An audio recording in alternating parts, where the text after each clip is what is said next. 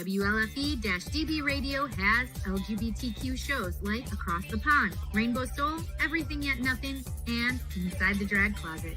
Check out the schedule on WLFE-DB.com. You can even watch them on TV at WLFE-DB.com under LGBTQ Friends, right off our website. Again, it's WLFE-DB.com for your LGBTQ shows and more.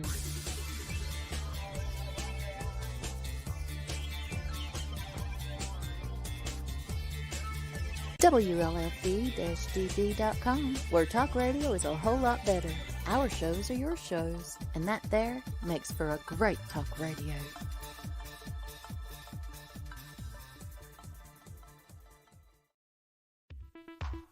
WLFE Digital Broadcast Network is on TV.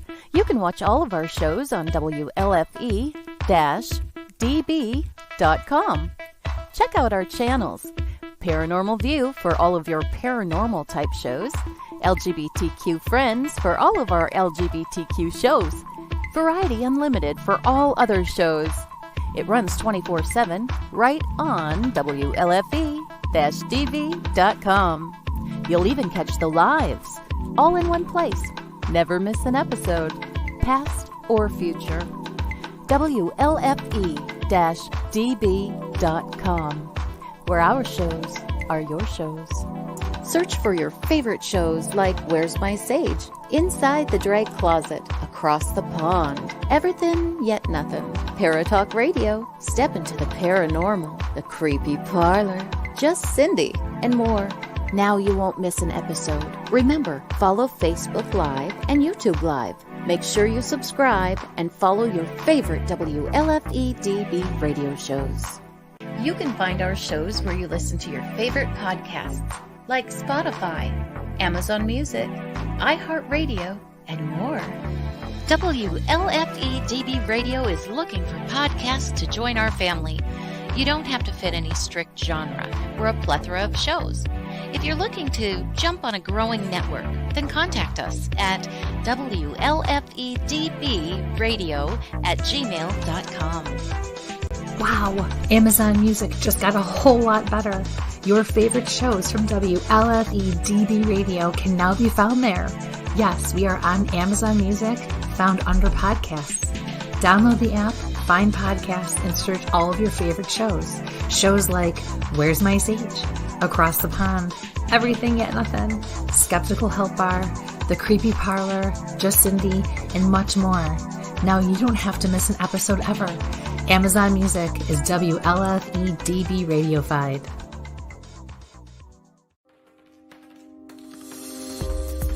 More from WLFE-DB Radio Network after this.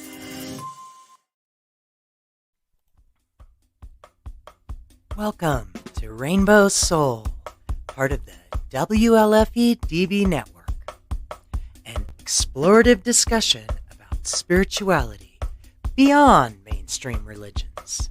Hollis Taylor, author, psychic, astrologer, and alchemical mage, brings their non-binary perspective together with fellow drag king and trans man LeKross Ortiz, a Jewish Taino with spiritual background of exploration that has led him to an atheist perspective.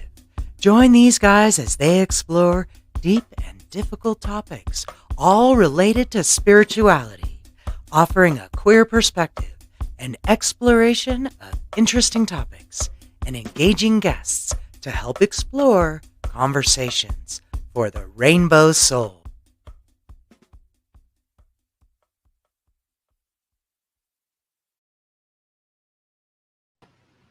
Hey, welcome. Hi. Welcome, everyone. Welcome, Annie. Great to see you tonight, Annie Fox. Great. Glad you're tuning in tonight. What a fun topic we got going. And first, I want to introduce myself. I'm Hollis Taylor, and I'm an author, a psychic, witch, and a general freak. And anyway, you can check me out. I'm also non-binary at divineandrogen.com. I spelled it for you there. And, you can get my book any of my books, including The Dancing Hippo for Kids, which is a gender binary. There's no gendering in the book. None of those characters have genders, or Divine Androgen, A Sacred Path for Gender Variant People. And you can also get a reading with me or watch Rainbow Shoal or any of the other shows on WLFE. And in fact, my friend here, LeKross, well, Hello. he has a show too. Anyway, LeKross, welcome. Tell him who you are. Hi.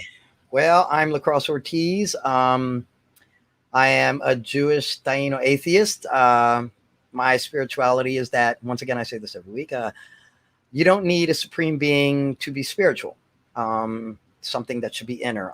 You could find me on Through Kaleidoscope Eyes. That's my podcast where I do weekly interviews with people within the LGBTQIA plus community. They tell me their stories and their life stories, and I try to get each story out one at a time. A lot of inspirational things there, and I do drag, and yeah, I'm so flustered because of today. I had a long day, so I'm like, it's hot. I'm like, did you viewers know how hard it is for your drag performers at Pride?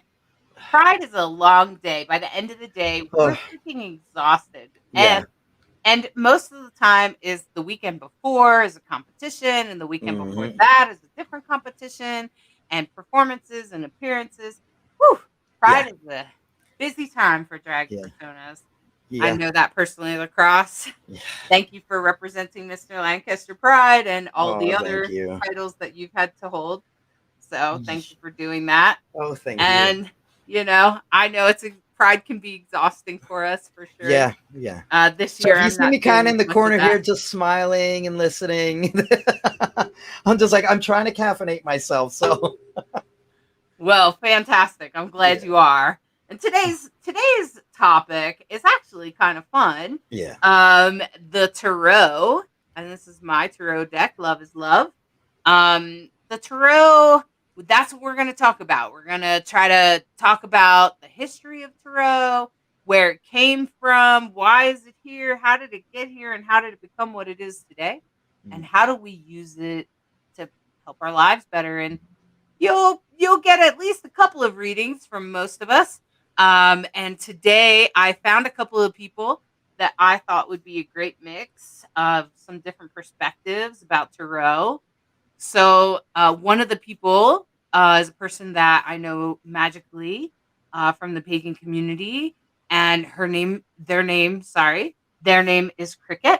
And I also have a friend of ours from the WLFE network, Psychic Cindy. So I think between the two of them, this is gonna be interesting. and me, we should have some interesting discussions about what tarot is, where did it come from, and what do we do with it today, right? How did it end up being used the way it is today? So, LeKross, I know you have you do have a deck, right? I do have a deck. Mine is more like I just guide people through it. I don't necessarily read it, so I'll just put a spread out and have them. Basically, I'm a soundboard for them when they're reading their own cards. That's how I do mine. So I don't do it the traditional way, but I only have one deck. It's the spiral deck. And like I said, it's this like whole complete chaos in one little card, which is great because you're going to pick something out that internally either you're dealing with or you identify with. So that's the deck that I use. So neat. Well, I want to let you know that there are definitely people watching. Thanks for being here tonight, Bright Hawk and Sandy. Hi, Sandy. We're so glad you're watching tonight. And of course, Annie Fox. Thanks for watching. I know Annie's also part of the Magic community. So I'm going to let's bring out Cricketn. And I'm going to bring Cricketn out. Welcome, Cricketn. Hi, Cricketn. Hi, everybody. Thanks for having me. Oh, we're so glad you're here. And why don't you tell us who you are? Well, let's see. I am, as you said, I'm a member of the pagan and magical communities, various ones across the United States. I consider myself an eclectic pagan. I came to paganism and found the cards when I got there through herbalism through the study of herbal medicine. One of the things that I started out as in my young adult life was as a nurse, and then I started learning about wellness medicine. And you can't, in my opinion, really work in a garden and work with these plants and stuff and not have some of the magic start to rub off on you. So as things often do, one thing led to another, and I found myself really fascinated with tarot cards, among other types of divination and magical meditation. Well, I just want to let you know, Annie's waving at you. Hi, Cricketn. Hi, nice to see you. Annie's part of our magical community. And now the other person that I invited on the show today is Psychic Cindy. Now, I'm just going to bring her out. She has a lot of great energy to add to the show. Welcome, Cindy. Hi, guys. Hey, Cindy. Welcome. I'm so glad you're here. I am too. This is so fun. I love it. I'm so glad you're here. Tell us who you are, Cindy. Tell us about who you are. I am Psychic Cindy. I have been a psychic medium for, well, my whole life, but I didn't know it until I was 26 years old. I do tarot. I mainly do my mediumship. And so when I do a reading, mainly I'm doing mediumship. But I have tarot show on on just my channel now. It's just on my my YouTube, which is at 7 p.m. on Tuesday nights. I call it Tarot Tuesday. And I do have a vodcast on Thursdays with WLFE, which is Just Cindy podcast at 8 p.m. Eastern Standard Time till 10. I am a witch as well. I have been in the pagan community for, holy cow, for 21 plus years. Yeah. So magic is my life. Well, I'm so glad all of us. What an interesting group as far as I'm concerned. Yeah.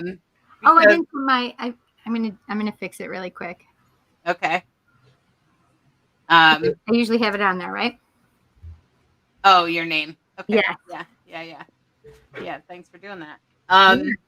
And so I think the first thing that we should talk about is like, where did tarot come from? Very good question. That question, because it's kind of mysterious. It even has a mysterious history. Does anybody have any solid facts? No solid facts. I don't think that we have solid facts, right? I mean, because I know that it dates back to ancient Egypt, but also in the Middle Ages, they used cards and things to try to divine. But that's basically what I know of the tarot. Right. So, but also that Jung liked to use the archetypes, and especially of tarot, the major arcana, which I look at it a lot for myself because I was a psych major in school. So I love Jung. It's one of my favorites. So yeah, I understand a lot of what he was discussing when he was talking about the archetypes. Mm-hmm, mm-hmm. How about you, Cricket? You got that interesting tarot book. Right? I do. I was like all excited to wait to share this like crazy ass huge book that a friend gave me years ago. We were talking about this earlier, and I kind of flipped through it, whatever. And then another friend was over and picked it up, and we started really going through. And it goes through what's known about the history of tarot. I mean, if you want a book that reads like a history book. Wait, what book is this again? Because right. I was like, I own this book. What are you telling me? The Complete New Tarot by Onno and Rob Doctors, as in doctors, Van Leeuwen, Leeuwen. I don't even know if you can see that clearly at all. We can. Okay. Yep. Mm-hmm. Yeah. We could probably get that on Amazon. A friend of mine, right? An old high priest of mine, he had such a fabulous library, and every once in a while he'd have a giveaway table. And this one, somebody was like, "You need this," and so I kind of read it. But it goes through just all this fascinating stuff. So back with the Egyptians, and also it was thought to have come from like Atlantis. There's, statements about that they were trying to transfer all of the knowledge and wisdom that they could before everything sank under the sea and was lost, right? And the legend is actually that they put it in a silver, or in a sphere, and then they broke the sphere, and one half was the I Ching and the other half was the Tarot. And as the island sank, each of the halves went off, one in the Pacific Ocean to that part of the world and one in the Atlantic Ocean around. And so that's where the original parts of all this come from. And then this was the fascinating part. This was when I had to stop what I was doing for the rest of the evening, because she said, "Did you know the church banned a couple of the cards and completely changed the layout in the Middle Ages?" Of course they did. Doesn't surprise me. Apparently they tried to ban the whole thing and that wasn't working. So they made some adjustments that, we don't have to go into the whole history lesson of it, but they took out 2 cards, which actually were Truth and what was it? Truth and Juno and Jupiter. So it was Truth and Intuition were removed from our lives.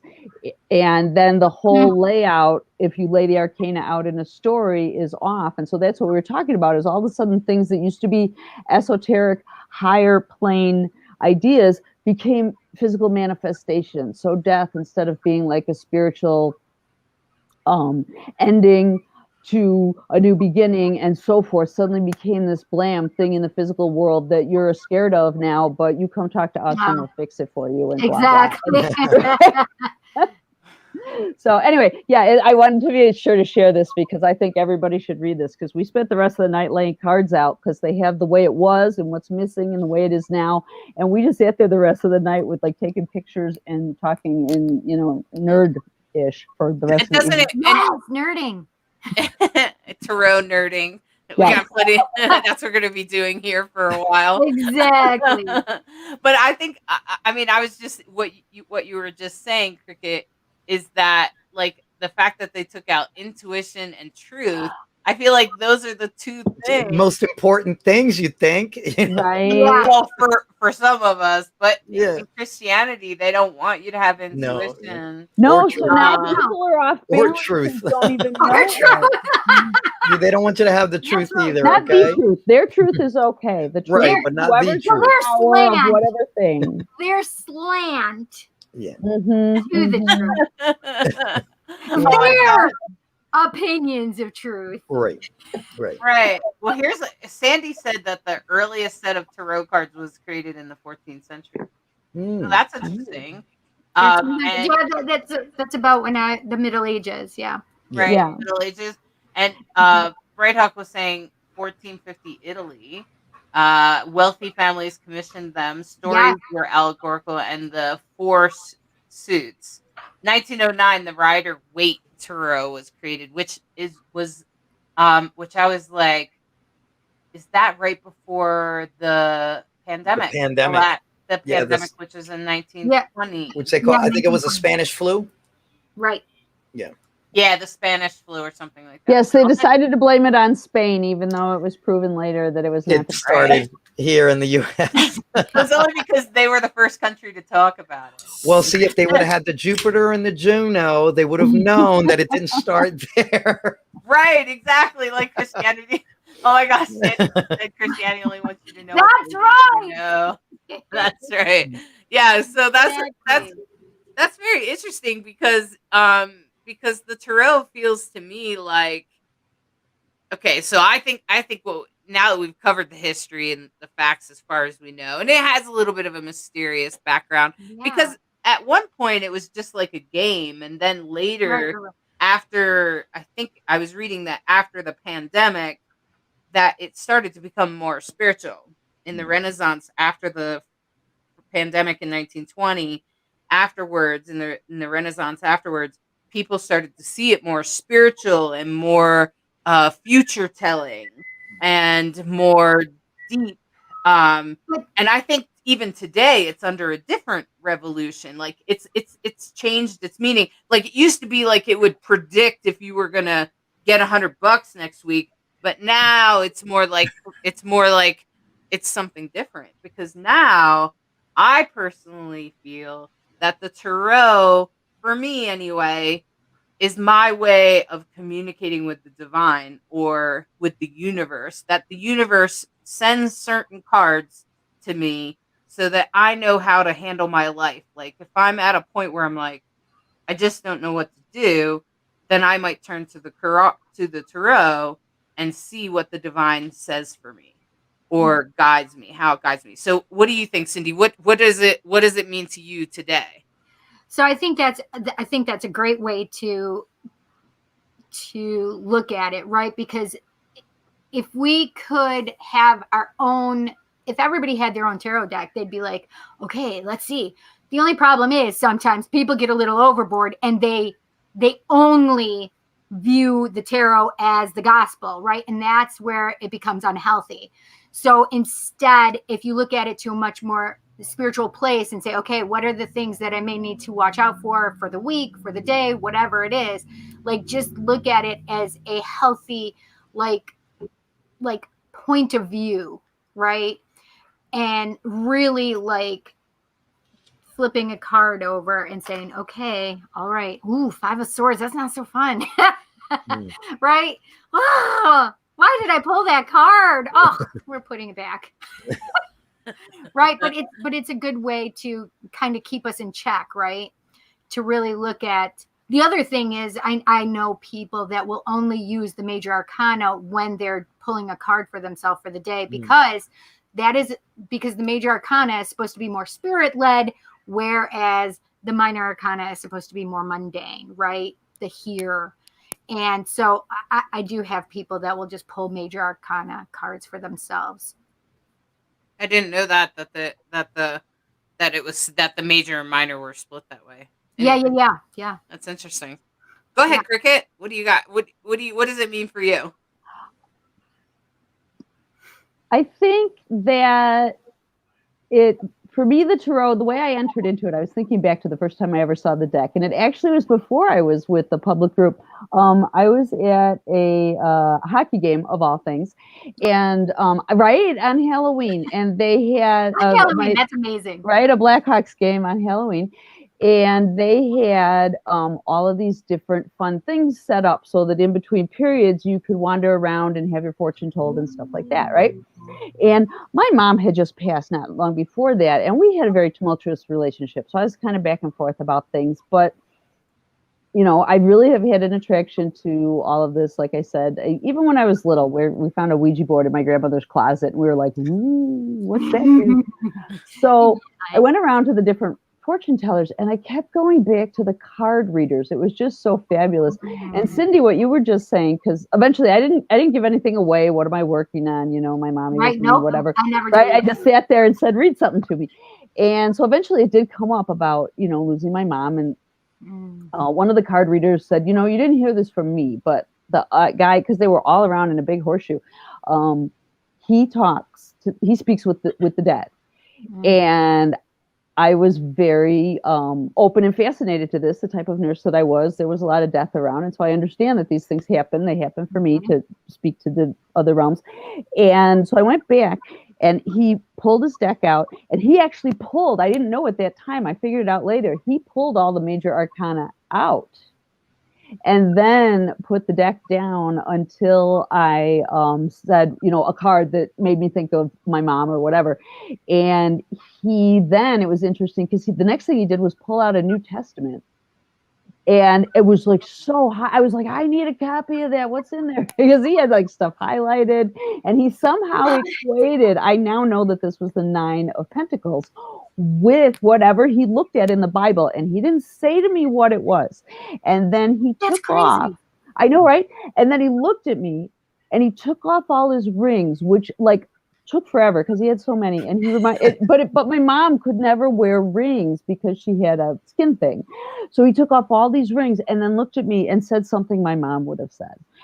And it was completely. So the long version of the answer to the question you asked me is, what do I think of the tarot? And I think it's so many things for us, right? It's springboard into what this gentleman was doing, which really was a healing moment for me and started my interest in the deck. We can use it for, lately I've been doing like online a card a day kind of thing for people. And a lot of it deals with like emotional healing, right? And rebuilding our foundation and finding ourselves again and healing our heart and so forth. So there's like so much, including if it wants to tell me it's going to give me $100 next week, I'm all about that too. I'm all about that too. Can we just, can I up the ante though? Maybe let's go for thousands. Right. 10, I just 20, want 1 million. 30,000. That's all I want. Just 1 million. I wouldn't step nothing over else. 5 if it was I'm laid not in the greedy. parking lot. Listen, that's what I say. Listen, if I win the lottery, half goes to taxes. I could buy a house. I could buy a car, brand new. I could pay off my mom's mortgage, right? See? These are simple things in life. Right? Wow. So how about you, LeKross? What do you think? What do you think tarot is? To me, I consider them options, guidelines. In other words, if I'm guiding somebody through a reading, I make clear to them, this is not set in stone. Anything can shift and change. That's right. This is just showing you a possibility. Right. And I think that, like with me, it's all possibilities. I could take it and say, damn, that's going to happen to me. Or I can say, no, I choose to change my own destiny with that. So that's pretty much how I look at tarot for when I do. And I don't do like online readings or anything. I just, like, if somebody, they'll see the deck and say, hey, read it. And I'm like, no, you read it. I'll just show the cards and you read it. What do you see? You know, and once again, I just soundboard them. And then at the end of it, they're like, oh my God, you're so good. No, that was you. You needed to hear that from yourself. Oh, that's a And this is an beautiful way option. of putting it. Yeah. So I said, and these are your options. If you go that way, it doesn't look like it's going to turn out good for you. But if you don't, just know that you can change it. So. Yeah. Wow. Well, it looks like a lot of people, Pamela said, could tarot be looked at as a guidepost? I get to a crossroad and I'm unsure which direction to go. Tarot can help me make the decision that guides me in the direction I need to go at that time. Each time I'm at a crossroad, I may choose a different direction. Yeah, exactly, Tamala. I think that's kind of what we're all, I think we all agree that it's a way to our guides. It's a way to guide us. Evie was saying there are those who say that tarot or any divination method are methods of tapping into the universal knowledge we have on a subconscious level, which is a way that many people who don't necessarily believe in the mystical aspects of such readings feel they can connect with it regardless of their spiritual path. Okay, well, that explains why strong Christians sometimes come and get a tarot reading. Right. Can I add something though? Go for it. The thing is not all tarot readers will read tarot the way it's supposed to be read, right? Because I know certain cards look a certain way and they're supposed to say a specific thing. But if I'm not picking that up because of the symbology that's on the card, my intuition is saying something else or spirit is saying something else to me, I may not read that card as it's supposed to be, right? Right. Because I'm picking up something completely different. However, it was that card that needed me to be presented for me to be able to have that intuition, right? So, and when you say that, like, maybe it depends on the deck, because like you could look at, I know in this deck, this queer deck, there's a priestess card that I'm like, the priest card, the high priest card is actually a trans woman. And there are some cards in here that just don't ring true for the normal rider weight. And so I agree. And sometimes so I have 1, 2, 3, 4, 5, 6, 7, 8, 9, 10, 11, 12, 13, 14, 15 that are just tarot. That's not including my oracle decks, right? These are strictly just tarot decks. So I have tarot decks. I have the Thoth deck, which was my very first deck, and I do not suggest that to be your very first deck for anything. It is. And back in the day, they used to tell you, sleep with your deck, put it under. So not that one, honey. 7 days, you need to put it under your pillow and sleep with it. Oh, no. That's horrific. Do not do that with the Thoth deck. This is a warning. Right? sleep with Oh, your my God. Were Thoth your deck. dreams did you dream like in Picasso? Oh, no. They were the most Salvador Dali? thirsty dreams I'd ever had, where I was hunting and killing people, Oh, my goodness. sacrificing people. Oh, yeah. Actually, I have more than that, because That's too much, man. so then the second deck I got was at an estate sale, and I had no idea that it was even a deck, because it just looked like, hang on, let me see if I can get it, because it's hiding from me right now. They're like, you're talking about it? I don't want to do it. An estate sale would make me wonder if it was emotionally imprinted. Right? You may need to clear it. Oh, no. Yeah. I mean, well, not you. This is a long time ago, but I'm just saying anybody that, does things like that, because people do buy magical items at estate sales, and They right, they do retain energy from the past. So you want to just kind of reset the system before you start to work with something. So this was a woman who, so was in my local area, Monroe County. We were doing the estate sale because I worked for the company. Her parents had taken her things from New York City, where she was living, because she came up missing, and it was like 1995 or 6. Wow. And she had come up missing. So I just saw this beautiful box. This is what I saw. I saw this beautiful wooden box with brass inlay, and I'm like, oh my God, I love this box. And this box followed me all over the house, just like the Thoth did at the store that I bought it from. So here's my Thoth deck. This is the original deck. It's literally like, it's loved. it's in here still. But this was my trial by fire. My trial by fire, and it was terrifying.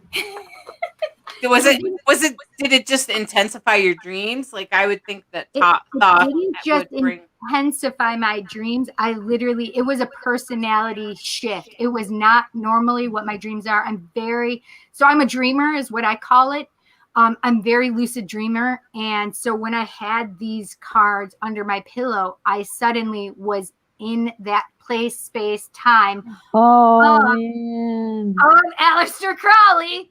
And we know that he was a magician, but not the most ethical magician. He's more of a blackish magician. Right. He had a different skew and slant on things than I do. So when I got that, I didn't associate it the first time. The first time I put it under my pillow. The second time I put it under my pillow is when I realized, and the second week of bloodthirsty, murderous dreams that I was having. Oh no. I found out that it was not me, that it was the tarot that was doing it. However, my friend Andy, who worked with me, I told him, I need this box. It keeps following me around the house. And he's like, what are you talking about? He's like, Cindy, you can't have that. And I'm like, what are you talking about? He said, have you even looked inside of there? I'm like, no.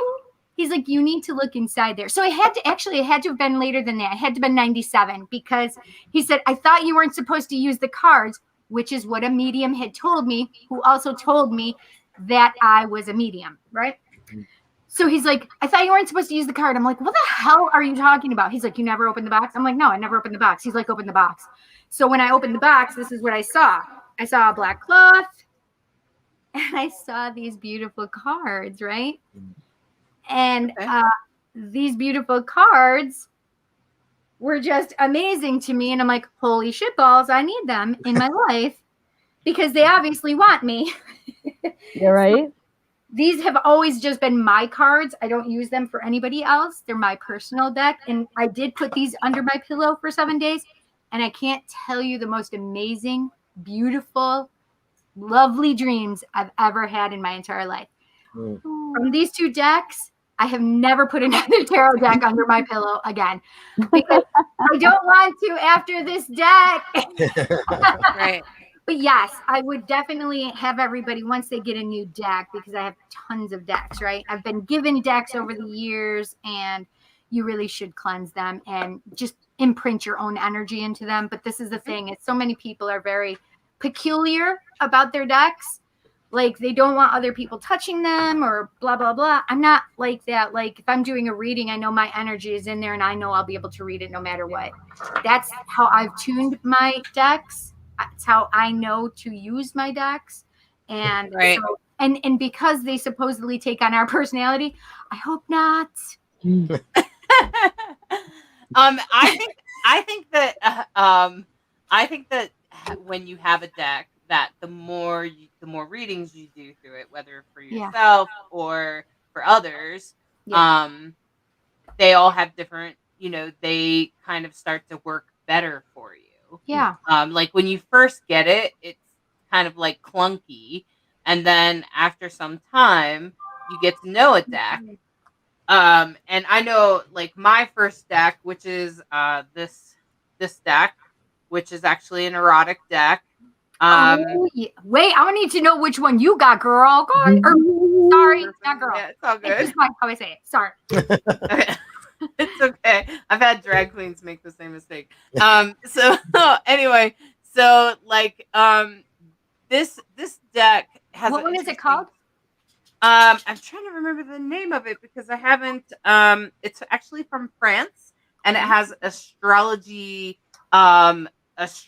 like symbols on it. Love it. And so what happened to me was that I went to a special like tarot class, right? It was a very young pagan, and it was a pagan shop in my local area.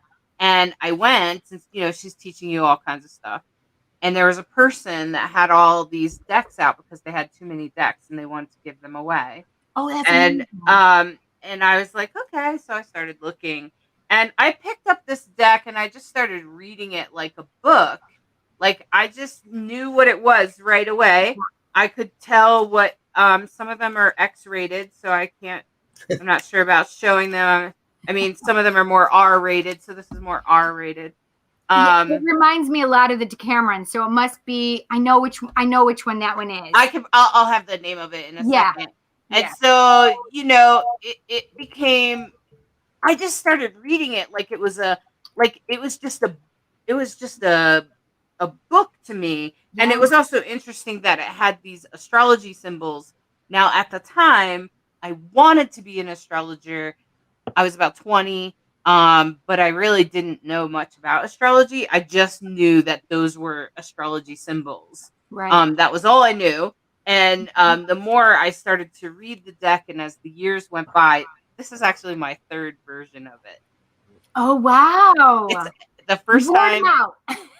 No, the first time it got caught in a flood. Oh.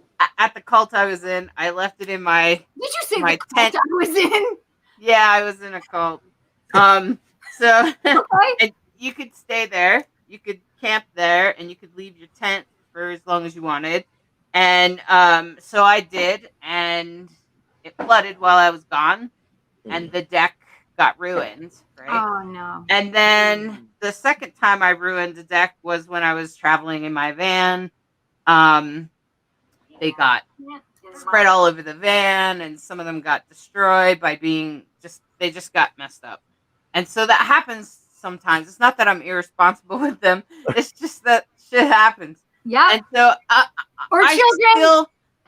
I still bought the deck for the second time, because I actually bought it twice and was given the first time. And so I did that because I felt like as soon as I picked them up, they're right on. They are on point. And if I do a reading for someone, in my experience, they are boom. It exactly what I said is exactly how it worked out, or that person changed their mind and things shifted because of the warning I gave them, or I told you he was cheating It's a very good relationship deck. And, you know, but what I realized is that because some of them are X-rated, I couldn't always show them on screen. I do. I'm like, listen, this is 18 or over. That's it. So there is some nudity in my dirty decks. So I bought my dirty this decks. deck, which I actually am really grateful that I bought That's this beautiful. one. I love that deck. This is the LGBTQ deck. It's a collaborative deck, and so every single card is done by a different artist. Is this the pride deck that you showed in your?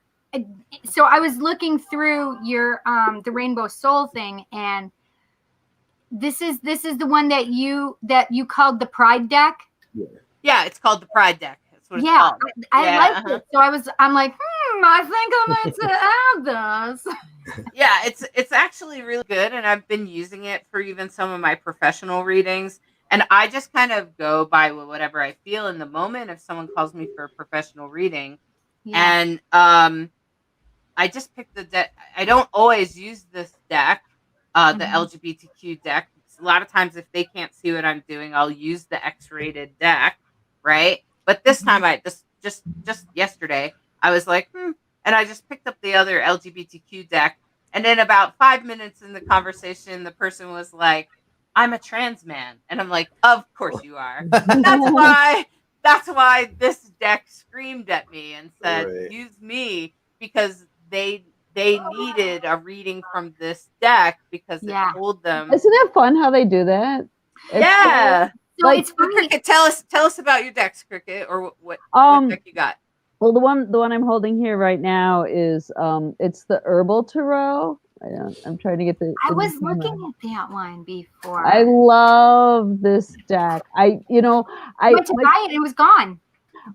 Really? It was sold out. Yes. Good, because people have been asking me what deck it is, and I started with the Pamela Cole Smith Rider-Waite deck because that was the deck that I was first introduced to, and I really love the watercolors in that deck. The way the detailing is slightly different than the original Rider-Waite, and so that was my first deck. And then I stumbled across this one as I started my herbal studies, and I bought it because of the plants and because it's fun to like draw a plant a day and see the correspondences and stuff. And, but I really didn't like connect deeply with it. And then all the 4 decks that I primarily use are all listed on my webpage that Hollis is kind enough to run through in the scroll here. And then I saw the Tarot of the Ages, which to me is just such that. I saw a picture of one card and I had to have, it was one of those moments, right? And that one, right, Cindy's nodding about it, is each of the suits and the major arcana are the different ancestral peoples of this planet. I saw that on your website and it just intrigued me because I've never heard of it. So I'm really curious about it. Wait, let me see. I think I have it right over here. Yes, I do. By the way, the erotic deck is called Manara. That's exactly the one I thought. All right, well, I got to write that down because I do not have. That intrigues me. That is intriguing. What a fun concept. I have a friend who is a vendor, and he does stones, and his partner does tarot cards. And you walk into their vending tent or their shop or whatever, and it's just hundreds and hundreds of stones and hundreds of tarot decks, and you can just spend like the whole day in there just talking. Wait, where is this? So he's a festival vendor, so he goes to different. I'm not sure. They're from Ohio. Do they have a brick and mortar store? I'm not sure. If I find out more, I'll let you know. Thanks, I would appreciate it. Yeah, Gene is he's amazing, and so he found this deck. What is Gene's last name? Gene and Lisa Owen is the tarot person. So it's like the wands are the continent of Africa. Beautiful. So all the cards, and in here they're batons, but it's the suit of batons or wands. So there's your fire. The swords are Nordic. So they're the Nordic tribes of the northern hemispheres. The coins are India and Asia. So you have these beautiful images from the Asian peoples.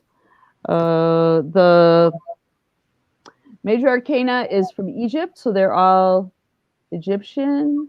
Oh, I love it. Right, and then cups, if I could find one here, are the Americas represented by the South American tribes.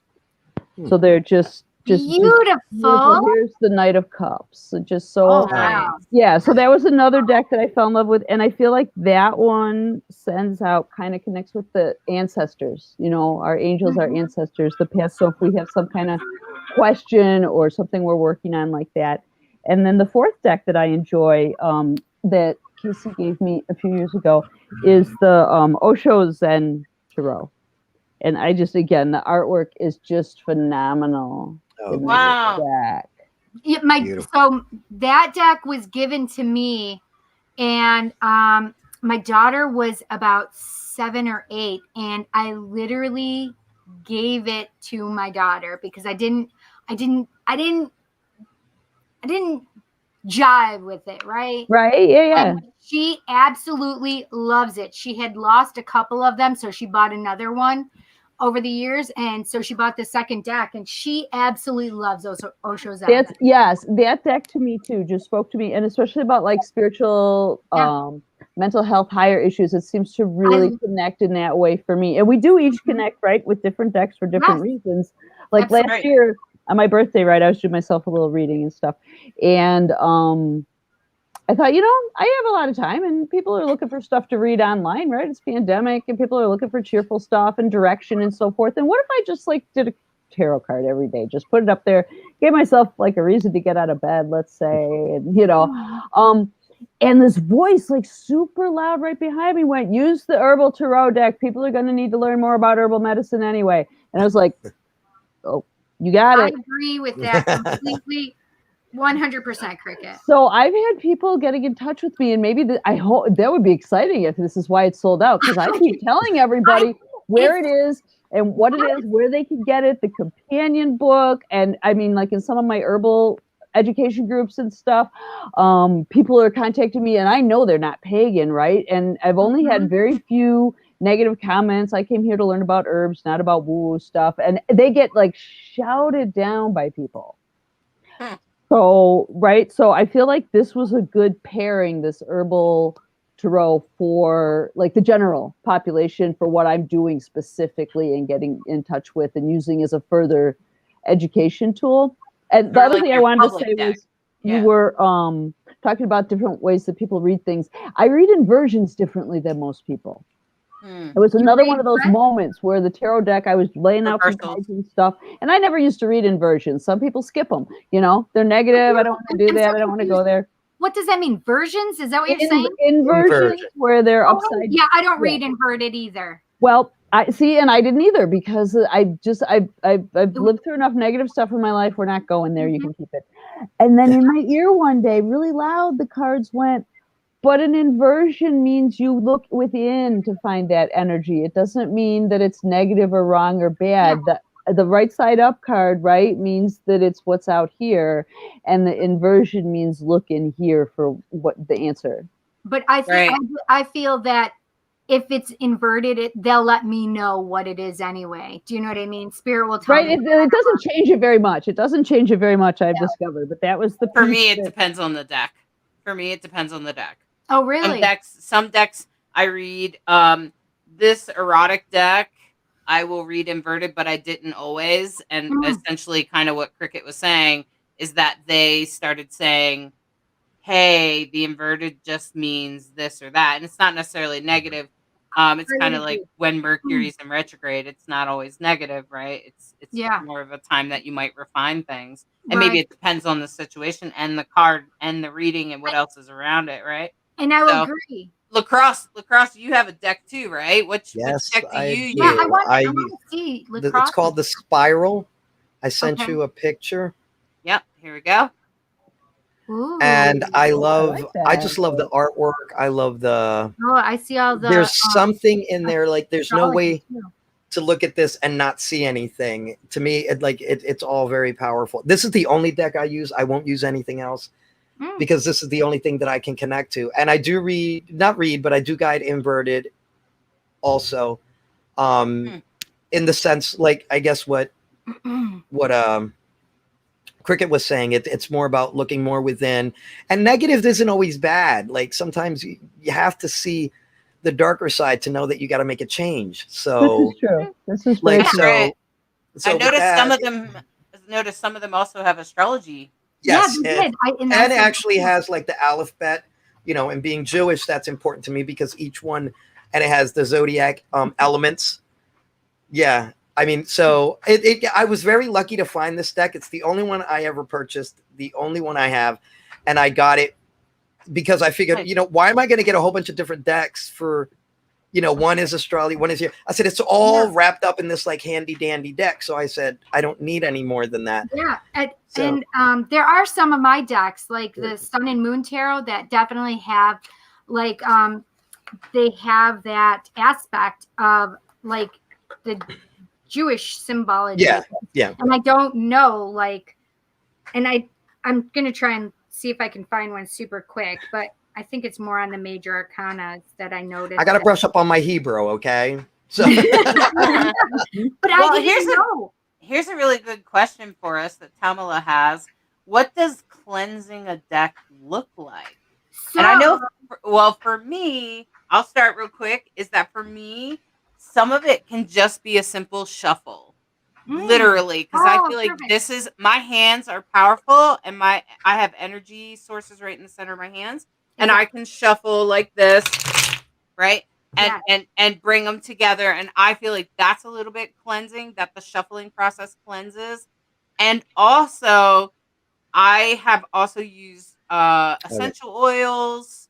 And flower essences, and like, I guess if you wanted to use sage, you could. I try not to always use sage for everything. Rosemary is also a very effective cleanser, by the way. And I use Palo Santo. Use Palo Santo. Well, that makes sense because that's your culture. You know what I mean? Good job, LeKross. Right. And so go ahead, everybody else. Go ahead and tell us, what does cleansing look like for you? Yeah. Oh, me. Basically me, I just literally just hold them. I just hold them, or I could use Palo Santo. That's it. I'll just hold it. Just kind of like with my deck, I just held it. I just made it connect with me, not just me with the deck. And that was it. I didn't do any crazy ritual. I just wanted, like you said, put my energy into it. I don't, if that's all I did. And like I said, and I burned Palo Santo around it. I didn't like go all over it, but I mean, just the essence and just knowing, because I'm not just like, I didn't need to do all that. But I mean, I think for me, it's more my energy. I just held it and just, because if there's any other residue, I'm a pretty aggressive person. It's gone. Right. I'm like, you got to go. That's right. Go. So back in the day, when I first was learning, they, especially with magical beings, and we are told to do it ritualistically, right?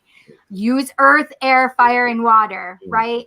So I would literally cleanse my decks through air, being, smudge or incense, and then fire, running it over the fire flames, and putting a dab of water on it, and making sure I put my crystal on it, right? Or putting it on the earth, right? Right. But I'm like, I don't need to do this. This is mine. I know that this is mine. Right. And because I'm one of those witches that I'm not so super ritualistic, I'm an Aries. I live in my goddamn head, literally. I do everything in my mind, and I have to even remember to go, wait, did I say that out loud or was it in my head? But my sons answer me. So then I'm like, I don't really know if it was out loud or in my head still. But I do the same thing with my decks. Like, it's more of like, I know you're mine. You and I are getting together. You're clear because you're mine. And it's just that you put your energy and intensity in there. And that's how I do it as well. And because I also know about my chakras and hand energy and stuff like that, I know that my energy is boom, it's mine. Go Cricket. Go ahead, Cricket. I would agree with that. I mean, especially when I think all of us are first starting out on our magical or our spiritual path, right? We want to get all the elements in there. We want to, like LeKross said, there's everything on the card. So he's got all his bases covered and he connects to it through that way.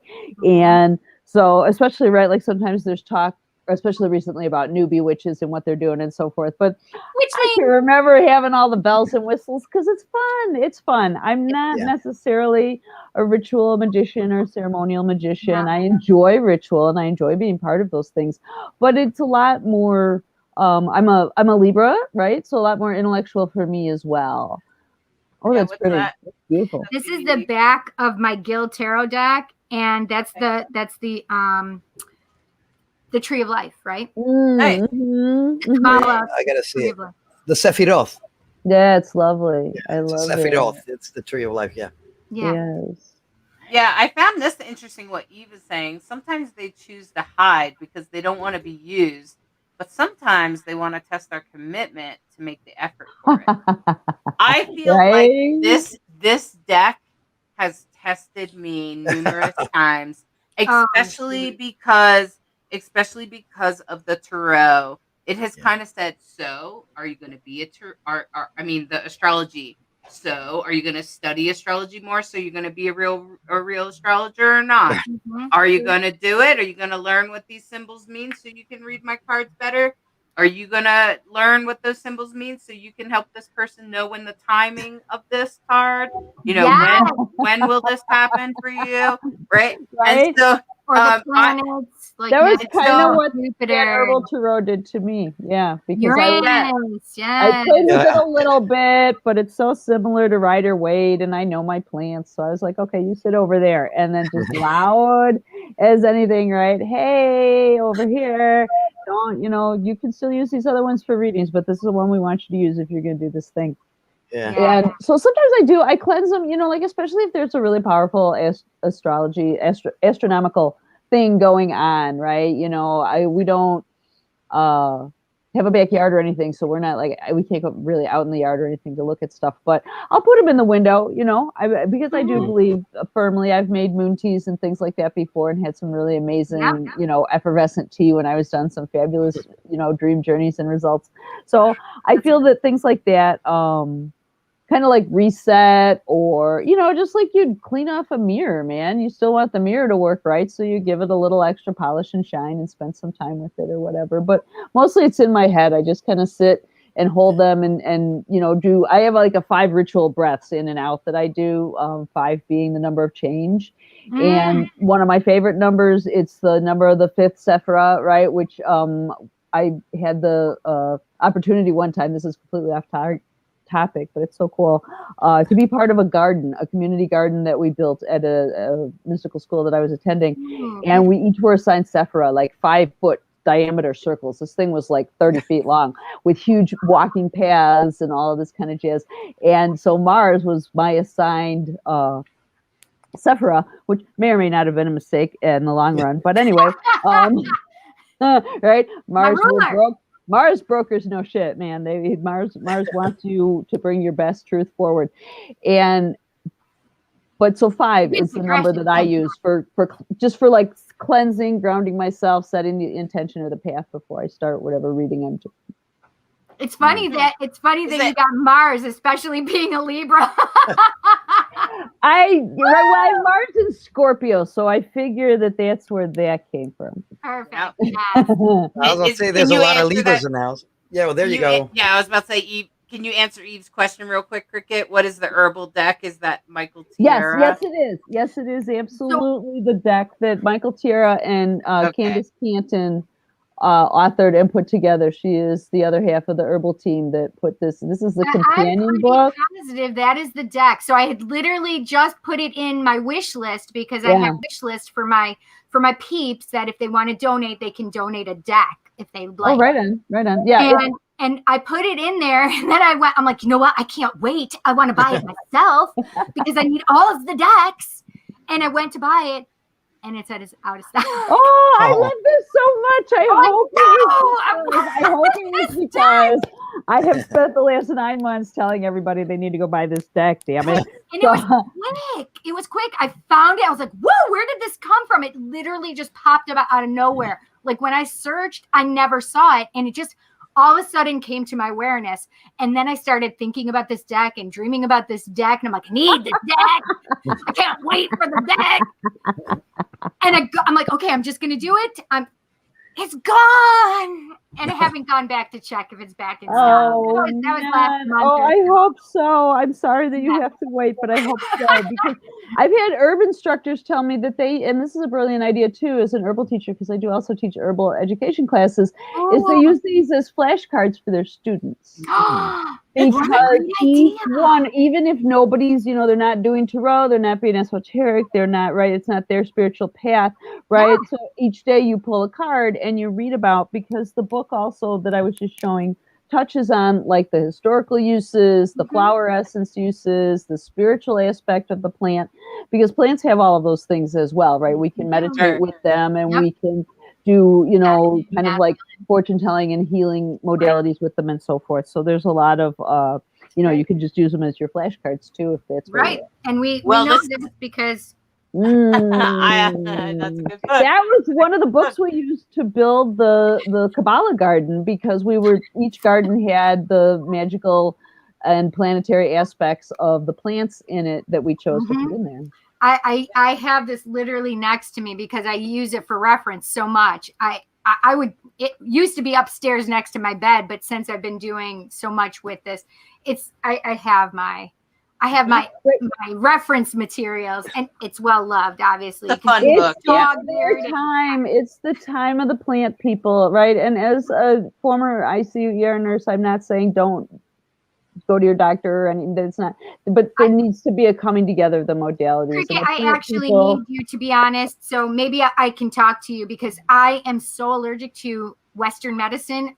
Antibiotics, I'm so allergic to so many of them that I need to be able to know how to heal myself.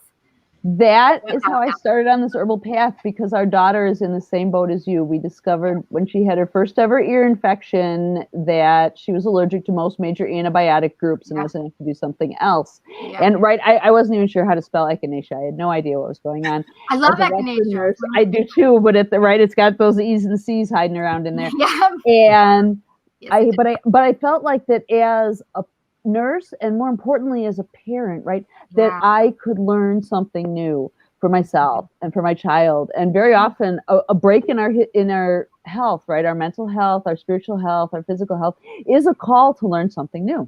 Yeah, absolutely. Right. So there's actually a lot of things we can do. And this isn't we're talking about tarot tonight, but if you do contact me at thelaughingladybug.com through that email, or our website is laughingladybug.com, we do have herbal products. Everything we've ever made for our family turned into our herb company. So I do not carry everything, but I carry everything that I ever needed, because it's all about me, of course. No, because it works. It's always about you. It's always about Hollis. It's always about LeKross. Right. And right now, it's about Rainbow Souls. So we're gonna take a break. We're gonna take our little midway break and a little commercial break, guys. Ready? Sure. WLFE Digital Broadcast Network is on TV.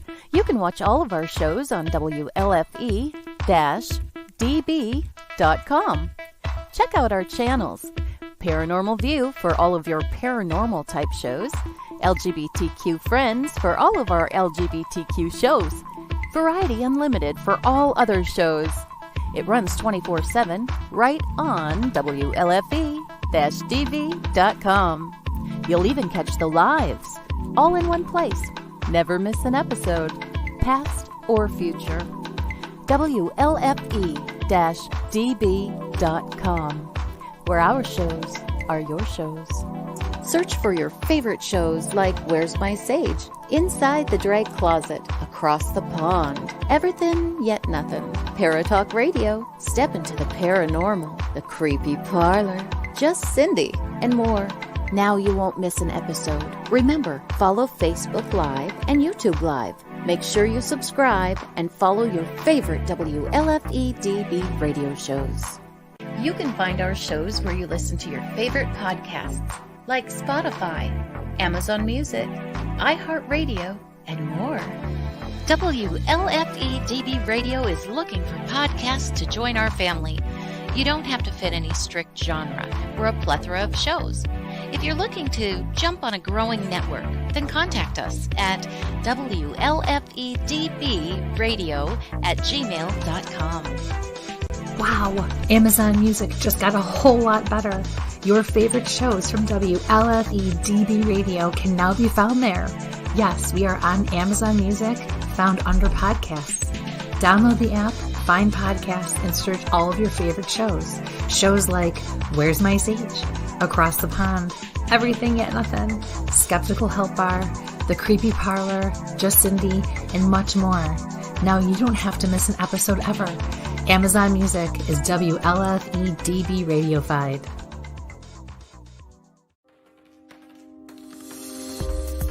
More from WLFE-DB Radio Network after this.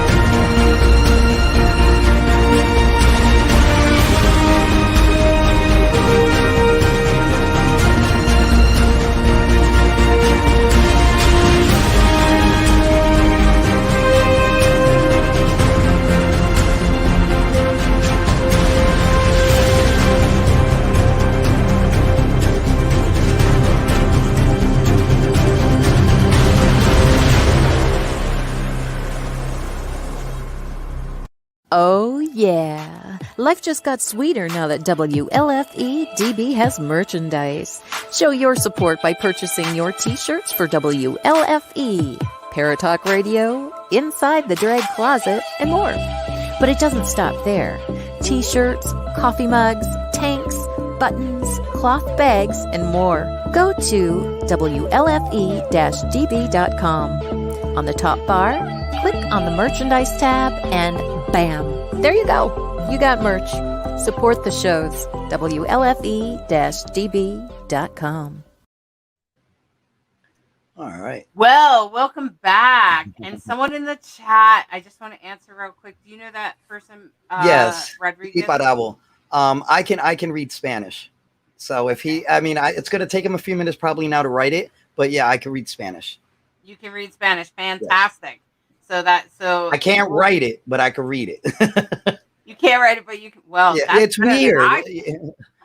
Well, I can barely write English. Hopefully you can read it in Spanish and then maybe say I'll retranslate it in English. Yeah. Thank you for doing that, because I definitely can't read or speak Spanish, and when I go to Spanish-speaking countries, I have to download an interpreter. Yo no hablo español. Okay, yeah. I don't speak Spanish. No, I do know a few words like gracias, and and that's about it. So, and I know how to So count. you know what we could do is in the meantime, we can answer some of these questions, the previous questions that have been there Sure. while he writes it. And Yeah. then, because there was a lot of, like, I saw a lot of like comments and stuff. So maybe we could go through that real quick. Yep. Well, I while- want to bring Cricket and Cindy back. So I'm going to bring Cindy out and Cricket. Welcome back. Welcome back. Thank you So so much we'll- for having me here. I do appreciate it. This is so much fun. Yes, I'm yes, so glad agreed. you're here, Cindy. Thanks, Cricket and Cindy. This is We're great. so glad you're here. Absolutely. And I thought this person. There we go. Everybody gets There you go. love. Love. I had my tarot deck in my hands. So Boop, boop, boop, boop, boop, boop. smudging or salt sprinkle are two of my typical cleansing. That's pretty cool, Eve. Yeah, that's a great idea, actually. Yeah. Yeah, I was about to say, and I mean, you can use that. the other thing that I've been known to do, especially when I was on the road, and if I did a lot of readings, like one time I did a lot of readings around the fire at Starwood, great. which is a lot of people, and I was like, Wait, did you know, say it's where? Star what? it's Starwood. Oh yeah, Starwood. Starwood. Yeah. I want to go there so bad. So, well, you should. But anyway, so I did I did a whole bunch of readings and I shuffled it a couple times. And then as dawn happened, because we're up all night, dawn happened, I left them under the sun. Because I feel like the sun burns off any energy that doesn't belong there. And so I also do use the sun. Or the moon. You can also use the moonlight, like somebody said. But why not, right? But if you leave it out in the, especially at Starwood, it's super hot. It's in Ohio, and you're just like, you're mostly like dying in the heat anyway, because it's like right after the 4th of July. Exactly. So, so this person says, Nikki says, I've seen readers knock on the deck. Yes, And I have too. I started doing it. I'm like, knock it on the deck. Let me in. I've never seen anyone take out the death and the devil card. The devil card is nothing more than so a representation of temptation. Yeah. It's like being tempted to have an extra bowl of ice cream or to have some Or to candy have a maybe- terrible toxic relationship. or it could be to go to bed with so and so that maybe you probably shouldn't. I get a lot of that. And then Listen, I've had that. Listen, I got my devil. I know it. In the herbal deck, the devil is replaced with Pan. Yes. Oh, For really? people that, Come on, that's amazing because Pan's one of my dudes. I love Pan.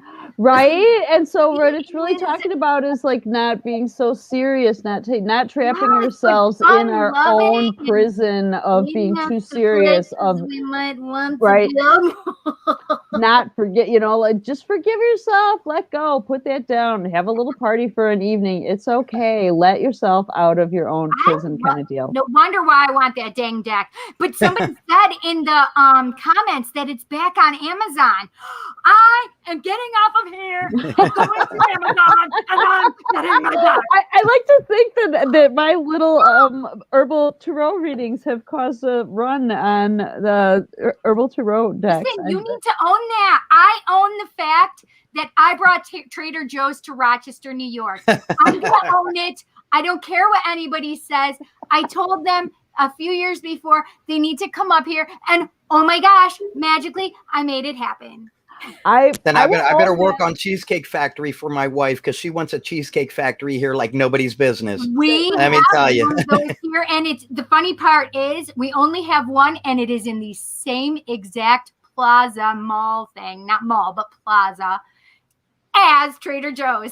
Oh, wow. So listen, if I can manifest it, LeKross, so can you. You can manifest stuff. There was one campground we used to go to, and I was like their one of their plant ID walkers and stuff like that. And I could never find dandelions, man. And I have like this great recipe for cooking dandelion flowers, and it's a great workshop to do at Beltane in Southern Indiana. And there was nothing.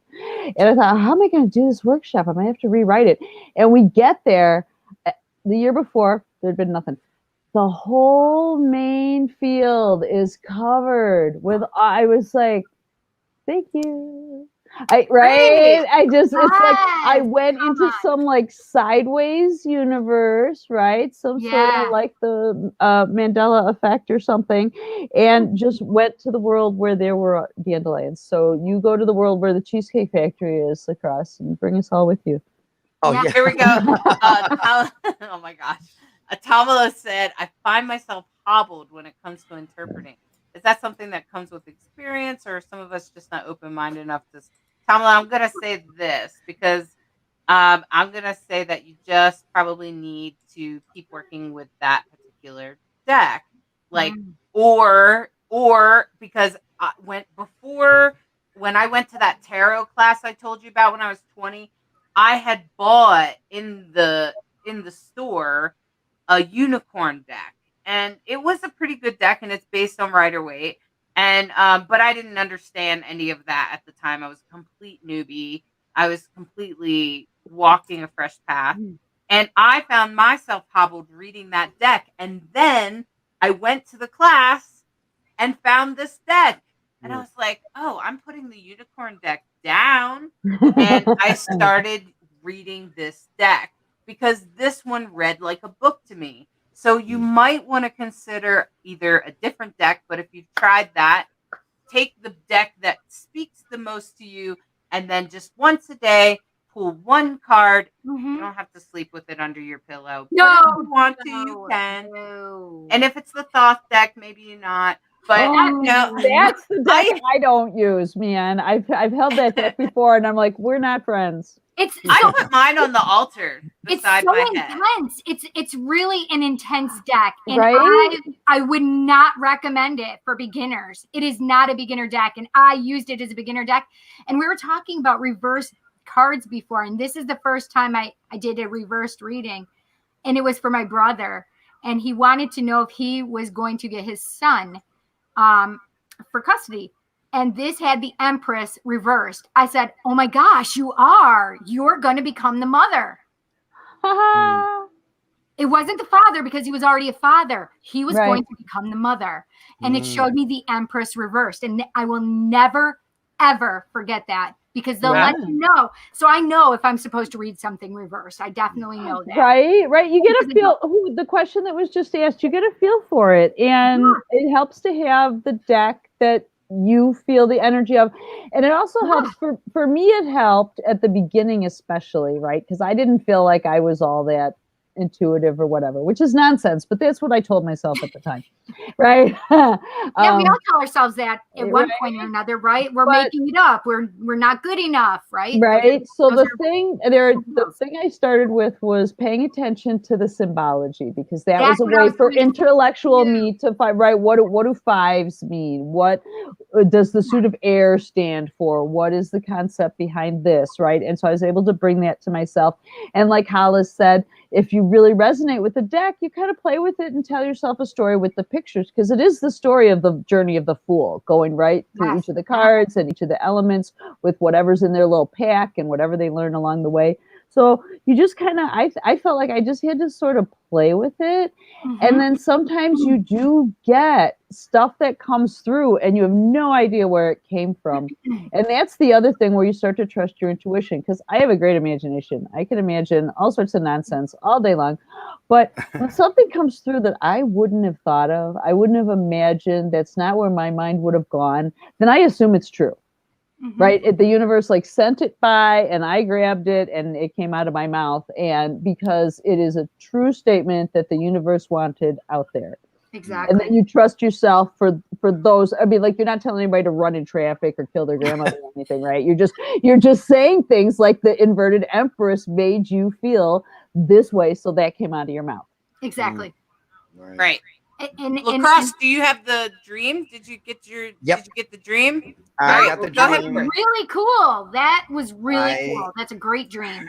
I have. Well, I'll read it out because I mean, not it's translated. I have it translated, so I'll read it out. It says, "In my dream, I was at a family reunion. There was my younger brother, my dad, my mom, and my older sisters. I was saying something to my brother who was in front of me. Suddenly, my grandmother enters the place where we were. The matter is that my grandmother died in 2013, and we were all surprised to see her. She did not hurt anyone. I asked him, what are you doing here? And she said, I have to work. She walked past me and out the door that was behind me.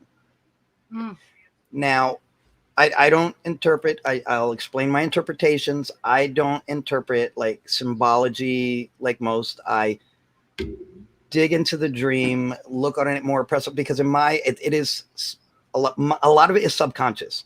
Right. So it's just people dealing with things in their sleep that they don't do with waking. So it's almost like a psychology.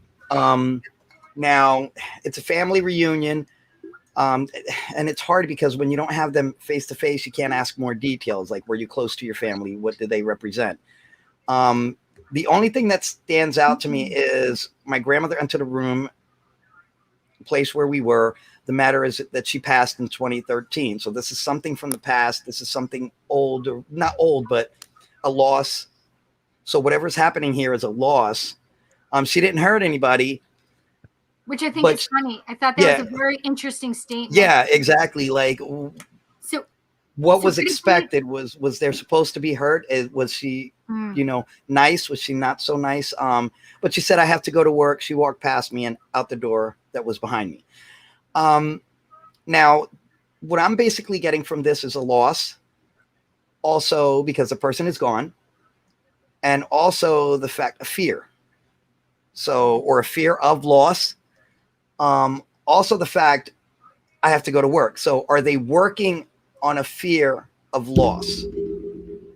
That's where it's kind of like dominoing for me. So what did you lose that you're scared of, that you lost, that you're working so hard to attain? Sometimes things are gone and they're gone. There's really nothing you can do to bring it back. They're gone. You could still hold on to that energy. Like, I mean, they're gone, but they're not gone. It's not totally finalized because the energy's there, but maybe it's time to move past that, see it for what it was. The person's gone, and start moving forward. So I think this person might be working on loss and fear, but they should work on moving forward with it, with whatever it is. That's what I'm getting. Now, if anybody's getting something else, please go ahead and jump in. But that's what I got. I thought it was so interesting, that little one sentence, that nobody was hurt. So I actually picked up that I thought that it wouldn't surprise me if other family members may have had the same dream or very similar dream of the grandmother visiting, because what I picked up is that it was to let them all know at once that she was okay, but that she's working on the other side. Like, she has work to do. She can't be bothered with coming to visit everybody all the time. So I'm just making one visit and that's it. But because I feel like there is that fear of like the skepticism maybe of, or what is the other word? Like when they're afraid of the occult or something, or afraid of spirit coming. Oh, I can't think of it right at the moment. Like, I can't think of it. I get what I don't know what word you're looking for. I think of the word being that I'm afraid of the occult is like they're afraid of spirit actually coming, and like their immediate thought was, oh well, nobody was hurt, because there's such a fear maybe in their culture that, or their family, that they were not thinking of anything but that they might be hurt or harmed by spirit, right? So number one, they were like, holy cow, my grandmother's here, right? But then, well, nobody got hurt, so that's okay. So I don't want you to think I'm crazy that I dreamt about my dead grandmother, right? But also that it could be that they were just letting them know that she's okay, that she's doing work on the other side, and that she's doing it. But I really love your interpretation too. I think it's great. Yeah. I usually think dreams have multiple meanings. Yeah, I mean, there's no like peg way. Like, I know people say your teeth fell out, somebody's lying. Okay, yeah, no, your teeth fell out. Okay, I mean, I don't know what a dentist maybe. Yeah, like I don't know, but I mean, yeah, I just get that there's a fear of loss, and I think that's something they should work through. Yeah. Don't be scared. I'm sure that person really appreciates it. Thank you so much for doing that, LeKross, and thanks, Cindy, for your input. I appreciate that. Awesome. Hey, Eric. Yeah, there's some people commenting, but I did want to bring up this comment real quick. I used to think in terms of inverted being a negative until I was starting to write my oracle deck. Sunrise inverted is sunset. Right. That makes perfect sense. Yes. Yeah, Right, and I right. think making your own deck is kind of a great idea. I've actually approached my spouse to say, "Hey, you want to paint the idea. deck?" And she's kind of like, maybe I do. So anyway, and Eve's spouse is little also bit. saying they use a singing bowl and an auditory cleanse, which I was like, That is a great idea, Ooh. actually. That's amazing. I So much like more that. is being done healing wise with sound. And I think it's imperative that gets put into the forefront as well. I think it's Right. amazing, right? Yeah, and Eve also offered that pulverizing and burning juniper beads and passing the cards over it. Oh, I bet that great smells amazing. Yeah, that's a great idea. Yeah. I do want to talk about doing paid readings, Eve. I think those who pull the Devil and Death cards tend to be the ones who are doing paid readings and don't want any perceived negative readings. So just remove them so they can't give a negative reading. Right. But So, it's not about that. Come on, death we all know is it's about rebirth as well. So here's what happened. Right, exactly. But here's what happens when you do professional readings. I know this personally because I've done it for a while on Keen and stuff, and it's just little, 10-minute readings. These people are not pagan. They are not even partially conscious. And sometimes they come in with some questions and then they get mad at you. This happened today to me. Oh my God. They get mad at you when you tell them what they don't want to hear. Oh, yeah. No. It doesn't matter if and too bad. Yes, and they will even badly review you. Yes, they do. And so yes, if you are looking do that. If you are looking at reviews on, let's say, Keen, I'm on Keen, and if you look at my reviews, there's probably a few that aren't very nice, and that's because I told them something they didn't want to hear. Right. And when that happens, I'm like, oh, here we go. And that's frustrating for paid readers. It really and is. I think that I have even had this challenge where I've been like, should I just tell them what they want to hear?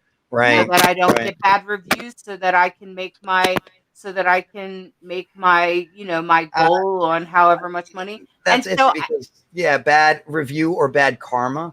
Right. Because you gave the wrong energy out because they didn't want to hear it. I'd rather have a bad review, because if you don't like what I got to say, then you shouldn't have came in the first place. Exactly. Well, right? Why did you ask the question if you didn't want to hear the answer, man? I'm not in charge of the answer. Right. I'm just a messenger. Don't shoot the messenger, man. So that's why I don't do it. Like I won't do it professionally. I won't, because So I literally, I've had, and this is me doing my mediumship, right? I used to do psychic fairs, and I do psychic parties in people's homes, and I've literally had 3 people that would say, this has been a terrible reading, and they'll say it to my face, or they'll say it behind my back. One of them said it behind my back. Well, the 2 that were at the psychic fairs, within about a year, the one that was staunch, like, no. And I finally said to them, I'm like, maybe this is something that's in your life that you need to pay attention to, because you're not listening. You're not listening to this reading. You're only wanting to hear what you want to hear, and you're not listening to what Spirit is trying to come through and give you. And I said that to all 3 of them, by the way, because that's what was really happening, right? Yeah, right. That one person who was adamant came back and wrote me this amazing email and told me, I understand everything that you were talking about. It took a while before it came through, and I understand every single thing you said.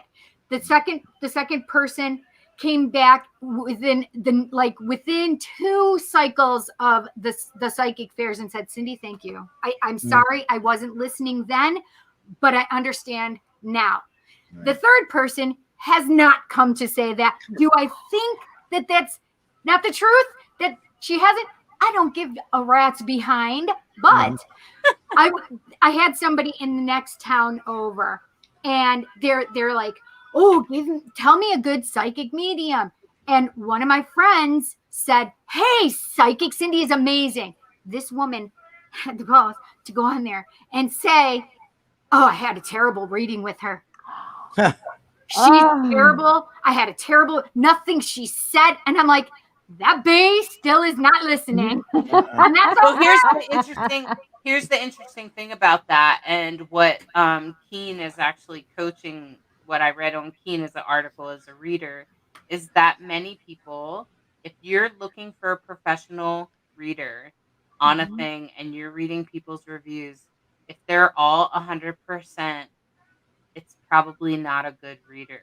Right. You want to see some of those bad reviews where people say, oh, I hate this person, or I didn't like this reading, because that's why, because they probably said something they didn't want to hear. And that's what happened to me today as I was doing that reading, and this person was like, no. And I was like, something is in the way. And I'm like, I'm actually telling you what you kind of want to hear, but you're not hearing it. Right. And so, and exactly. And then at some point, she kept arguing with me. I let the cards show it, even if it's tough love. So Eric is saying, when I do readings, I let the cards say what needs to be said. There's maybe some tough love from time to time, but that's what we need sometimes. And I said, well, that's what the cards are showing me right now. So that's the reading I'm giving you, is that there's something in the way that he is still attracted to you, but there's actually something in the way. And then she's like, well, I work for him. And I'm like, what do you think might be in the way? I even said work is probably in the way. She's like, no. And I'm like, oh my God. And so that's kind of like a little bit of, if you're going to go get a reading and you hear something that makes you uncomfortable, just take it in for a minute, let it be uncomfortable, and then just be like, take a few breaths, maybe write it down, because you'll probably block some of it out. Because if you didn't know, every single one of us as human beings, we block what we need to hear most. Yeah. Yes, we do. I had that perfectly over the weekend. I just had that come up exactly. I completely forgot that somebody said something to me, and I'm like, I can't believe I would forget that you would say this to me, because I want to hear it. But then I started talking to my friends, because I always converse with them about this, and they're like, no, I think you did. And then I'm like, it started coming back to me, and I'm like, oh, I know why I blocked it out, because you said this, but there was a qualifier with it. This, but it's because of this reason. Oh, I see. No wonder why it wasn't important to me as it should have been, because there was a qualifier to it. So, yeah, you're great, but you know what I mean? Or I love you, but I don't. Do you know what I mean? This, but that. Right. The qualifier was the weight. The qualifier is what nullified the original. Right. Right. What they say, anything before but is irrelevant. Exactly.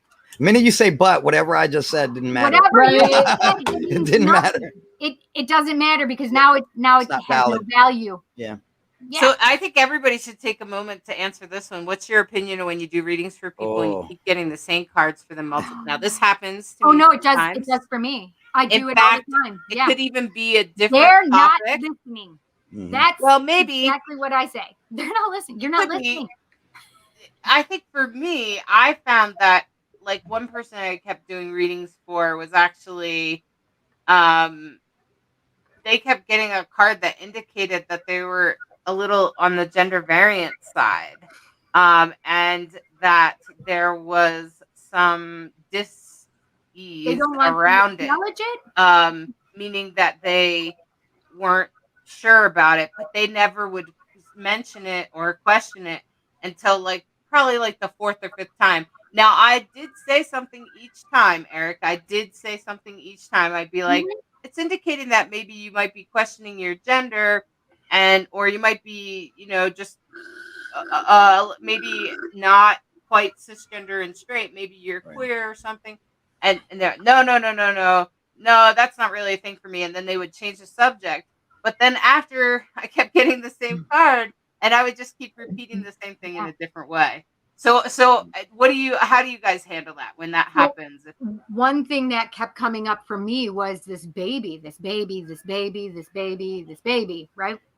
And it took about the fourth or fifth time for this person to finally say, I lost a baby. Right. Even though I had brought it up and said, hey, did you have a miscarriage or an abortion? No. And then it came up like they find, and I think it's put it this way. When we have our clients and we get our clients for one reason, right? Maybe they've been referred to us. Maybe they saw us on something. Maybe they felt some kind of feeling of like, okay, I can relate to this person. But when they become a client, it takes a little time. Not everybody can trust us, and not everybody is as open as like I am with people, right? So I understand that sometimes it takes a little time for them to trust us and to open up to us, right? Because they fear judgment when it comes down to it, right? It's really about fearing who they truly are, right? And being accepted as who they truly are. And when they understand that we're not in a place of judgment and we are a safe place, then they can understand that they can come to us and say, you know, you're right. I've been having this. This is the reason that I couldn't. And yeah, I had the same thing. They acknowledged the baby after. It was the craziest stuff, right? The Empress, or, you know, or even just, I was seeing this. I'm like, I know, I see this baby. So yeah. How about you, Cricket? I think it depends again on the situation, the cards, the person, right? Sometimes you do keep getting the same information over and over again because that is the message, right? That they're, you know, like someone's not dealing with something really life-changing like the loss of a baby, or they're feeling impatient and you keep drawing all the waiting cards, right? You've got every single waiting card, every single divine timing card, right? And you're like, look, man, I'm just telling you what the cards say. And it's still, in the meantime, there's all Ilana Van Zandt, somebody wrote an awesome book that was actually entitled In the Meantime. And it's like, while you're waiting for, you know, enlightenment and healing and all these things to happen, what are you going to do in the meantime?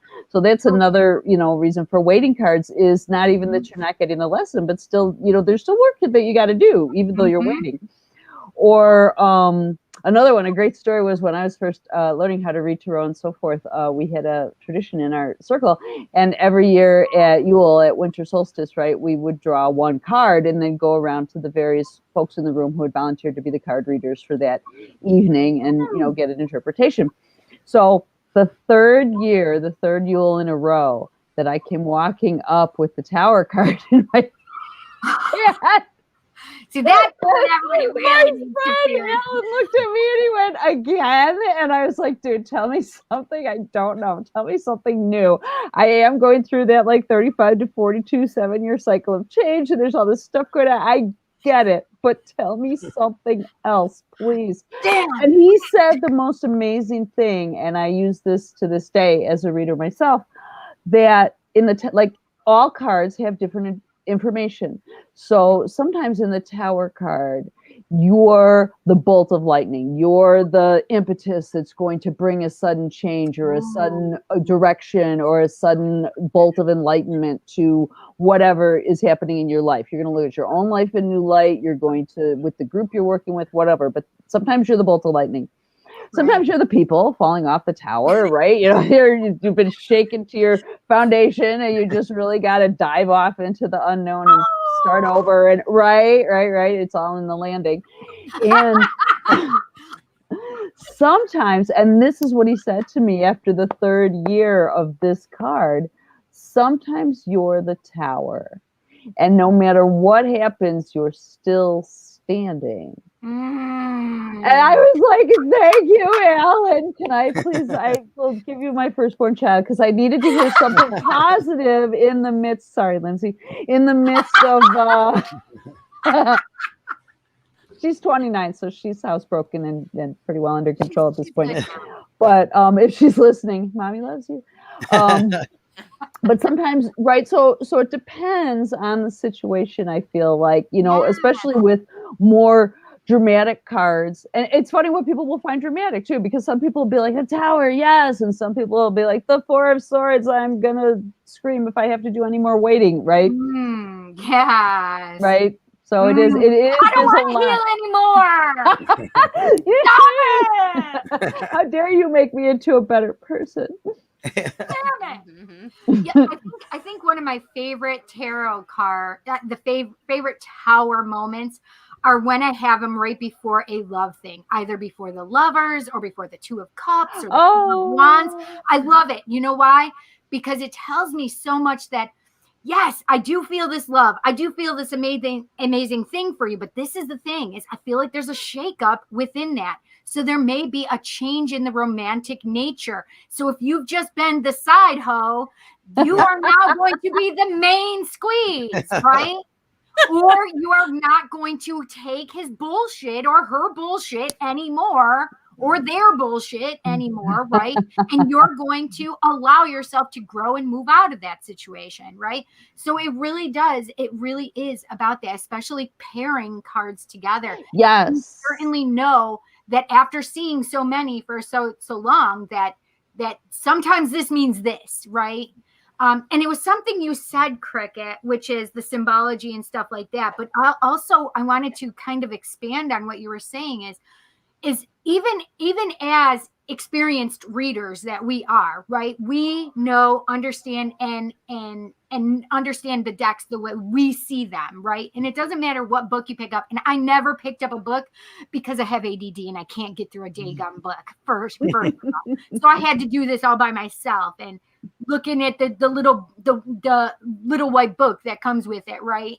Every time until I figured it out.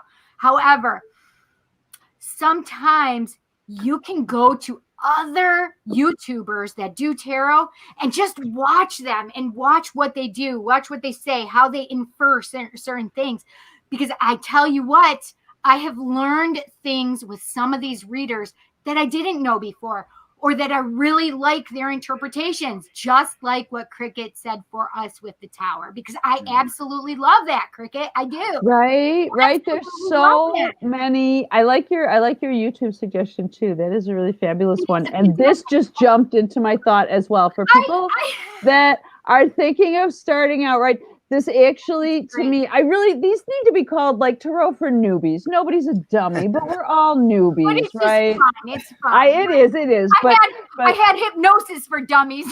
I had like dummies. Computer something program spreadsheets for dummies because that's not my forte at all.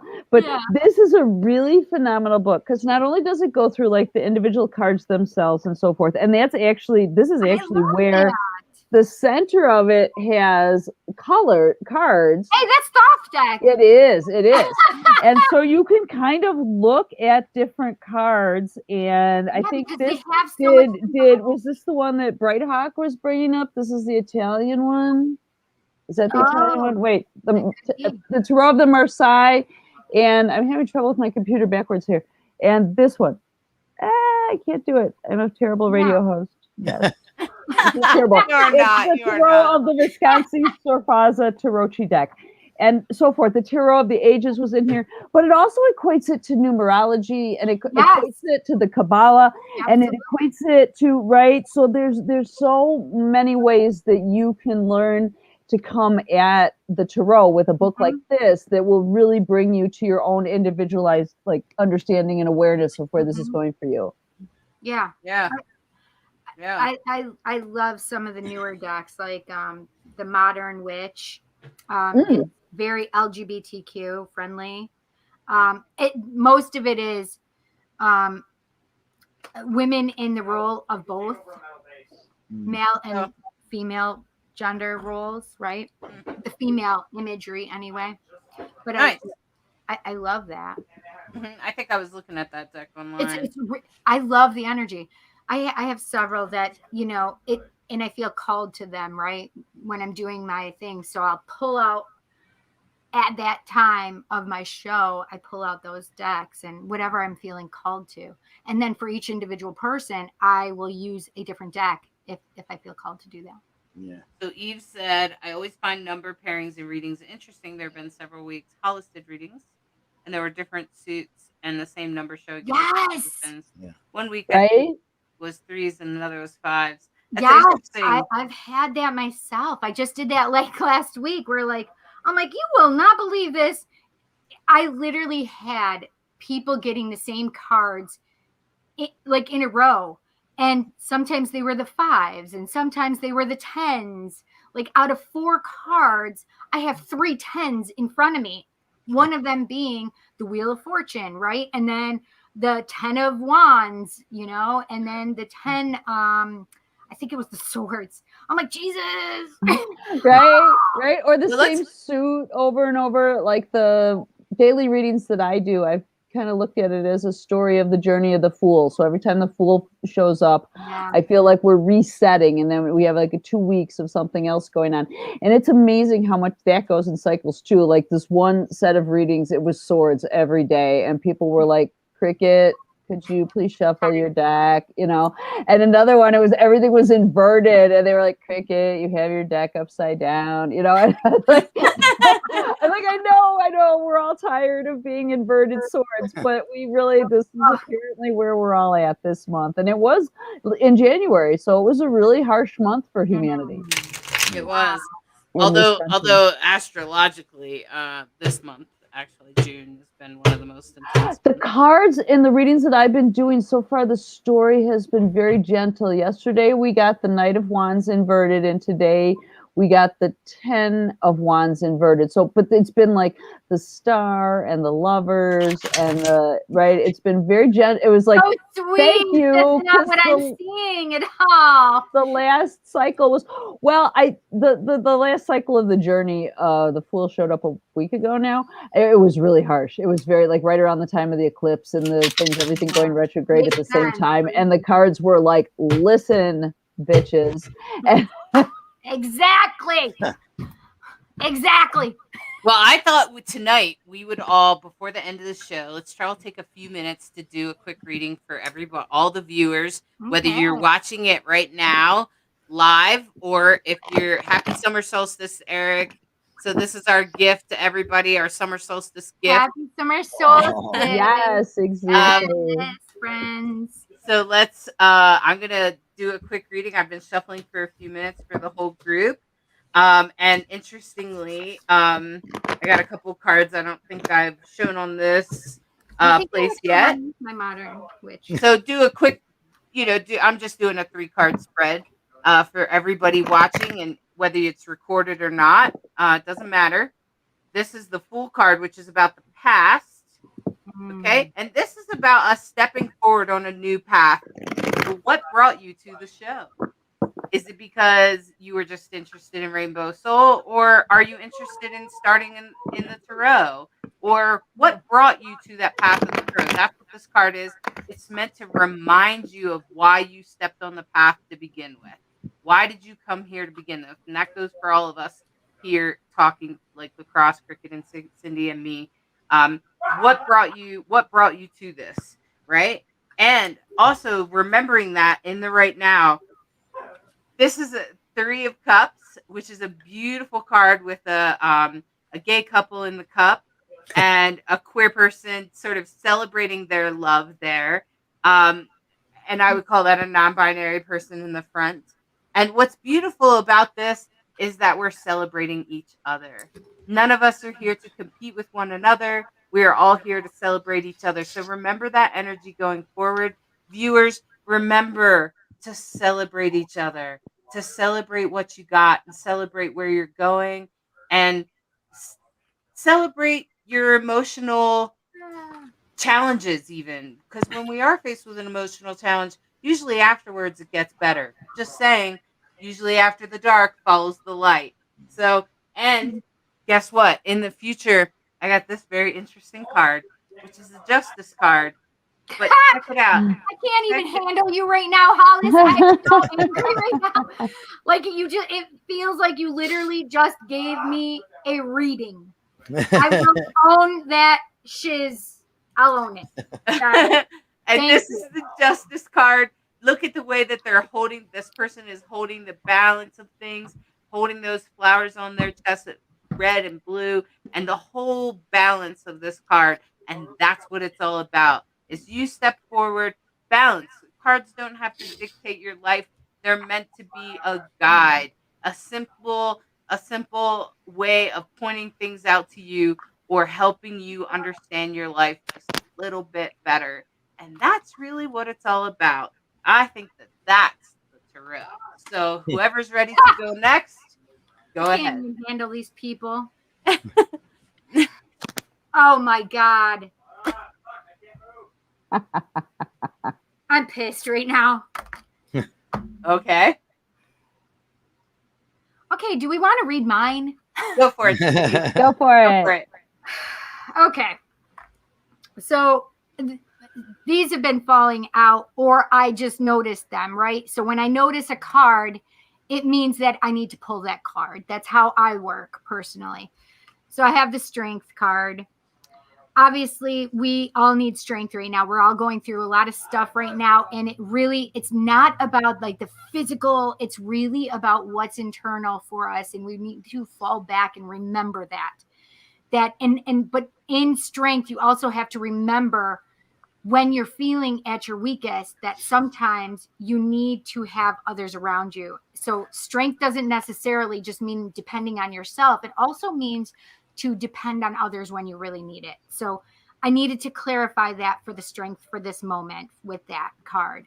I then had the sun. We all want to reach and attain our sun, and that's what we're all going for. That beautiful moment where we're all walking in the sun, where we have the things that we want. We have gone past the tower because it's already there.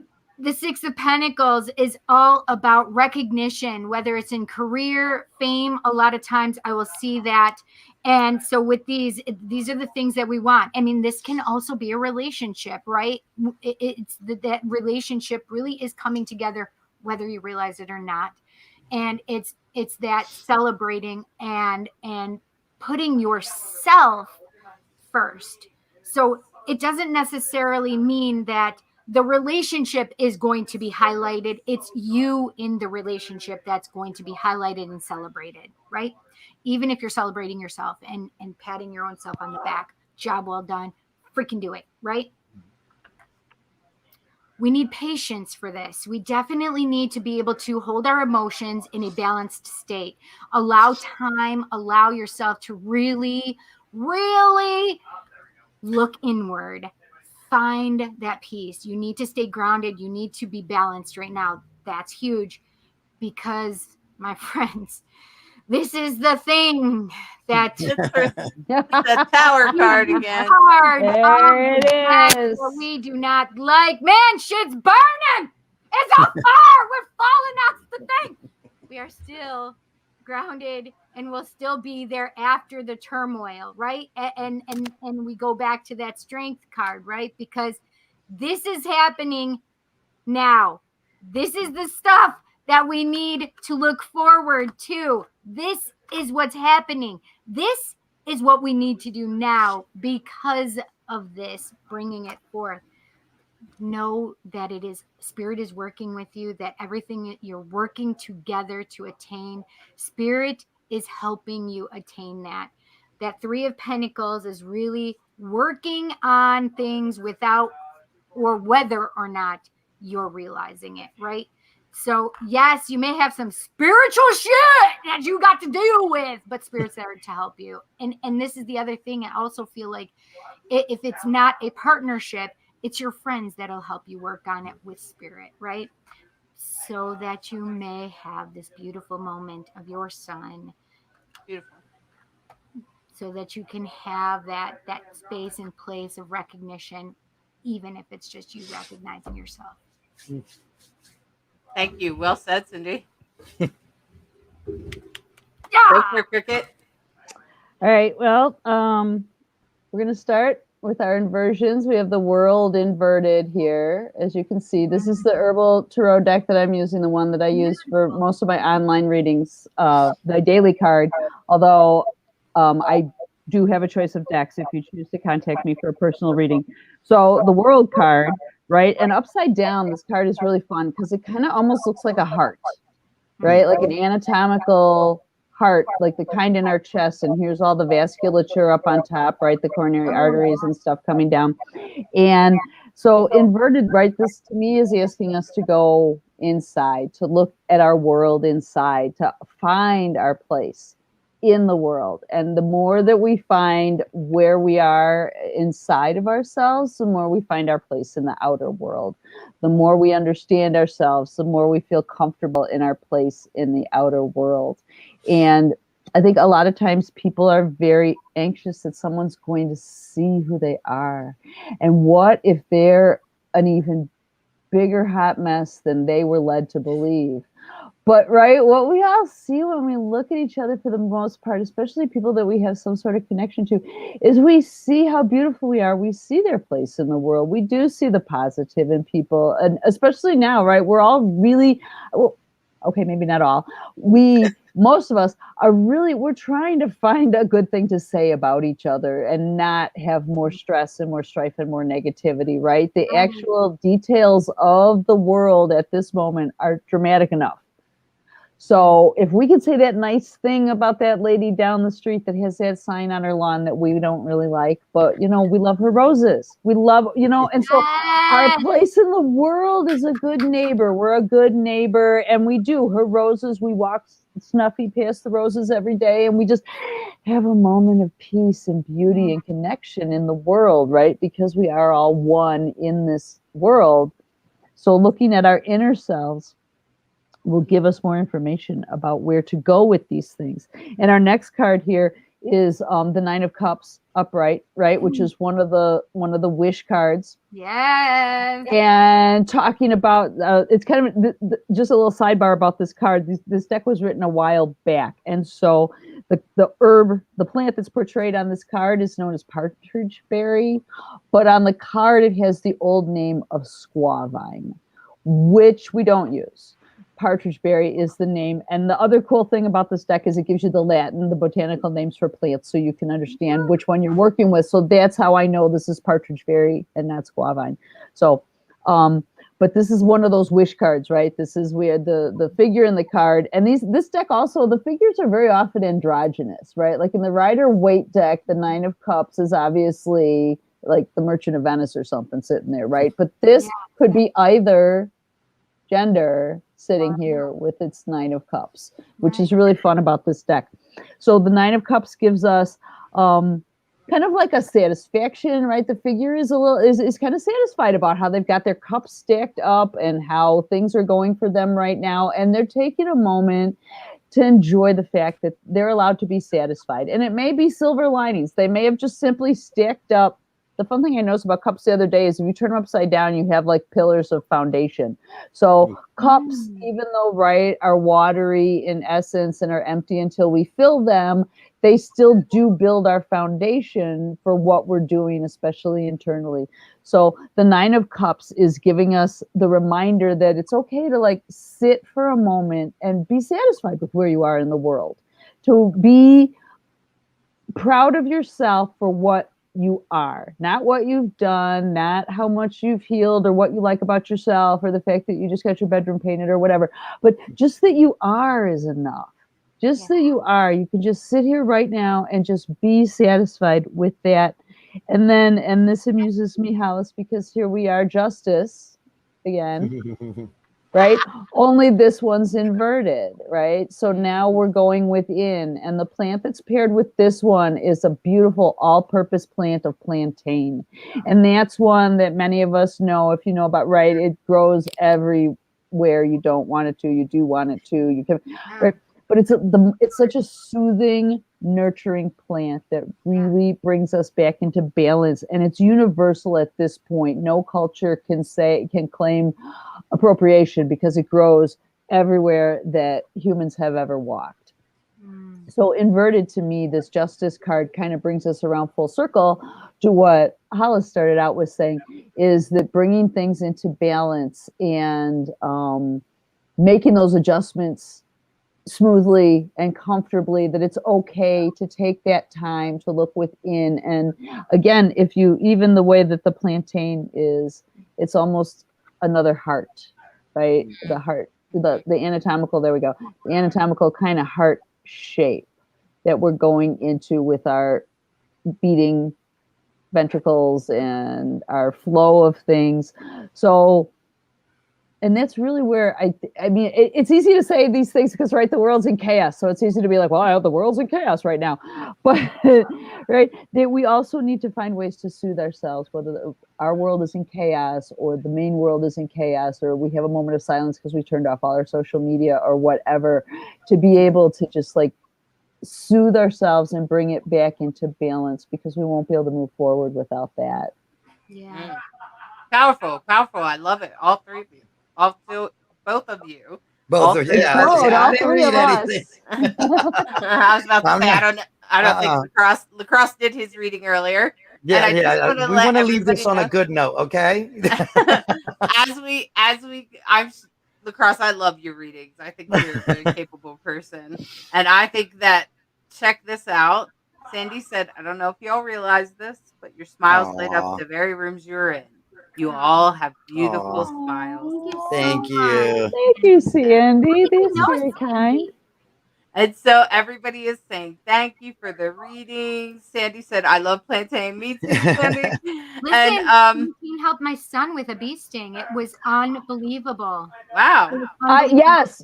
I had to use it one time. I was speaking at an outdoor event, and I set my pop down, turned around, set my pop back up, and there was already a little yellow jacket in it, right? I was like swallow, and I spit it out. And as I spit it out, it caught my lip and stung me. And it was like 2 minutes till I was going to be introduced and then do this 2-hour workshop. And my lip starts swelling up and stuff like that. And I'm like, Ugh.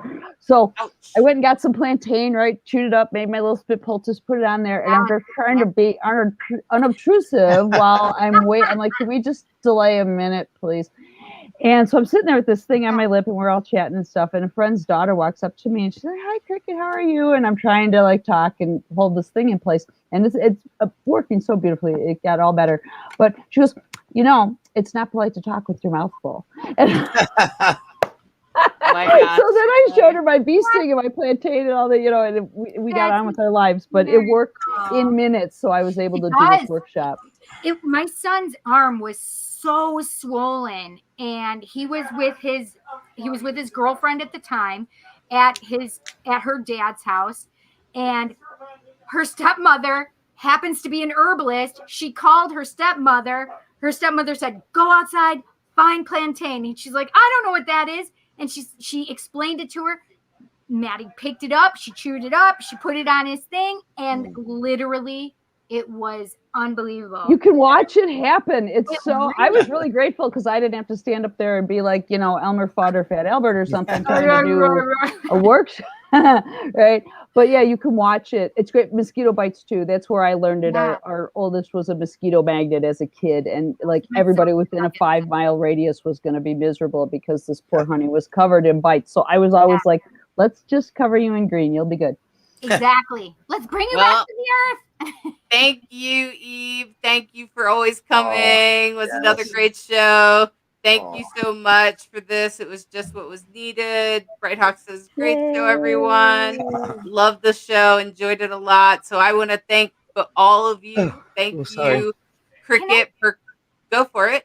Go ahead. You want to say something? Because there is something that you had said for us to think about, which is, where do we see tarot going, right? One of the things that I thought that's amazing, because I have a deck that is totally not, there's no kind of diversity in this deck. They use this model of the wife of this tarot deck maker. And one of the things that really bothered me was there's no goddamn diversity in it, right? So it was one white woman that was beautiful and thin with big bosoms, and that was it, right? But one thing that I like what the tarot creators are making is diversity. They're creating color. Women are not just skinny and big bosomed, that there are women that are small and large and have big bushes even, right? But I love that I see that tarot is moving away from rider weight, right? Yes. End all be all. That we can have decks like the Light Seers Tarot also that has women of color as beautiful, right? That there are things that there are more than just one color in this world, right? So I love that we are seeing all different colors and shades. Yes, I have to look for the link for it, but last summer when the Black Lives Matter protests really got going across the country and we were being, shown all sorts of media images, this one tarot reader, and I'm not going to remember her name at the moment, started a deck. And it was all the pictures of protesters from around the world. So it was there was only a handful that was being released at that time, but like it gave you goosebumps to see Beautiful. the strength and the beauty around the world of all genders standing up for human rights and for humanity as a whole. Yes. So I'll have to see if I can find that link. I will post it on this in the comments section when I get to it. But that I think is where tarot hopefully will move along with other things, is into the realm of what's reflecting what's happening currently in society. Yeah. Yep. And this is the thing is right. We're no longer riding home from the Crusades with our knights in armor and our Barbie doll wives at home that are, putting the huge meal on the table, and the Merchant of Venice is in the right. But we do have real world situations that are buzzing through the energetic realm of all humanity at this time. Women ride motorcycles too, right?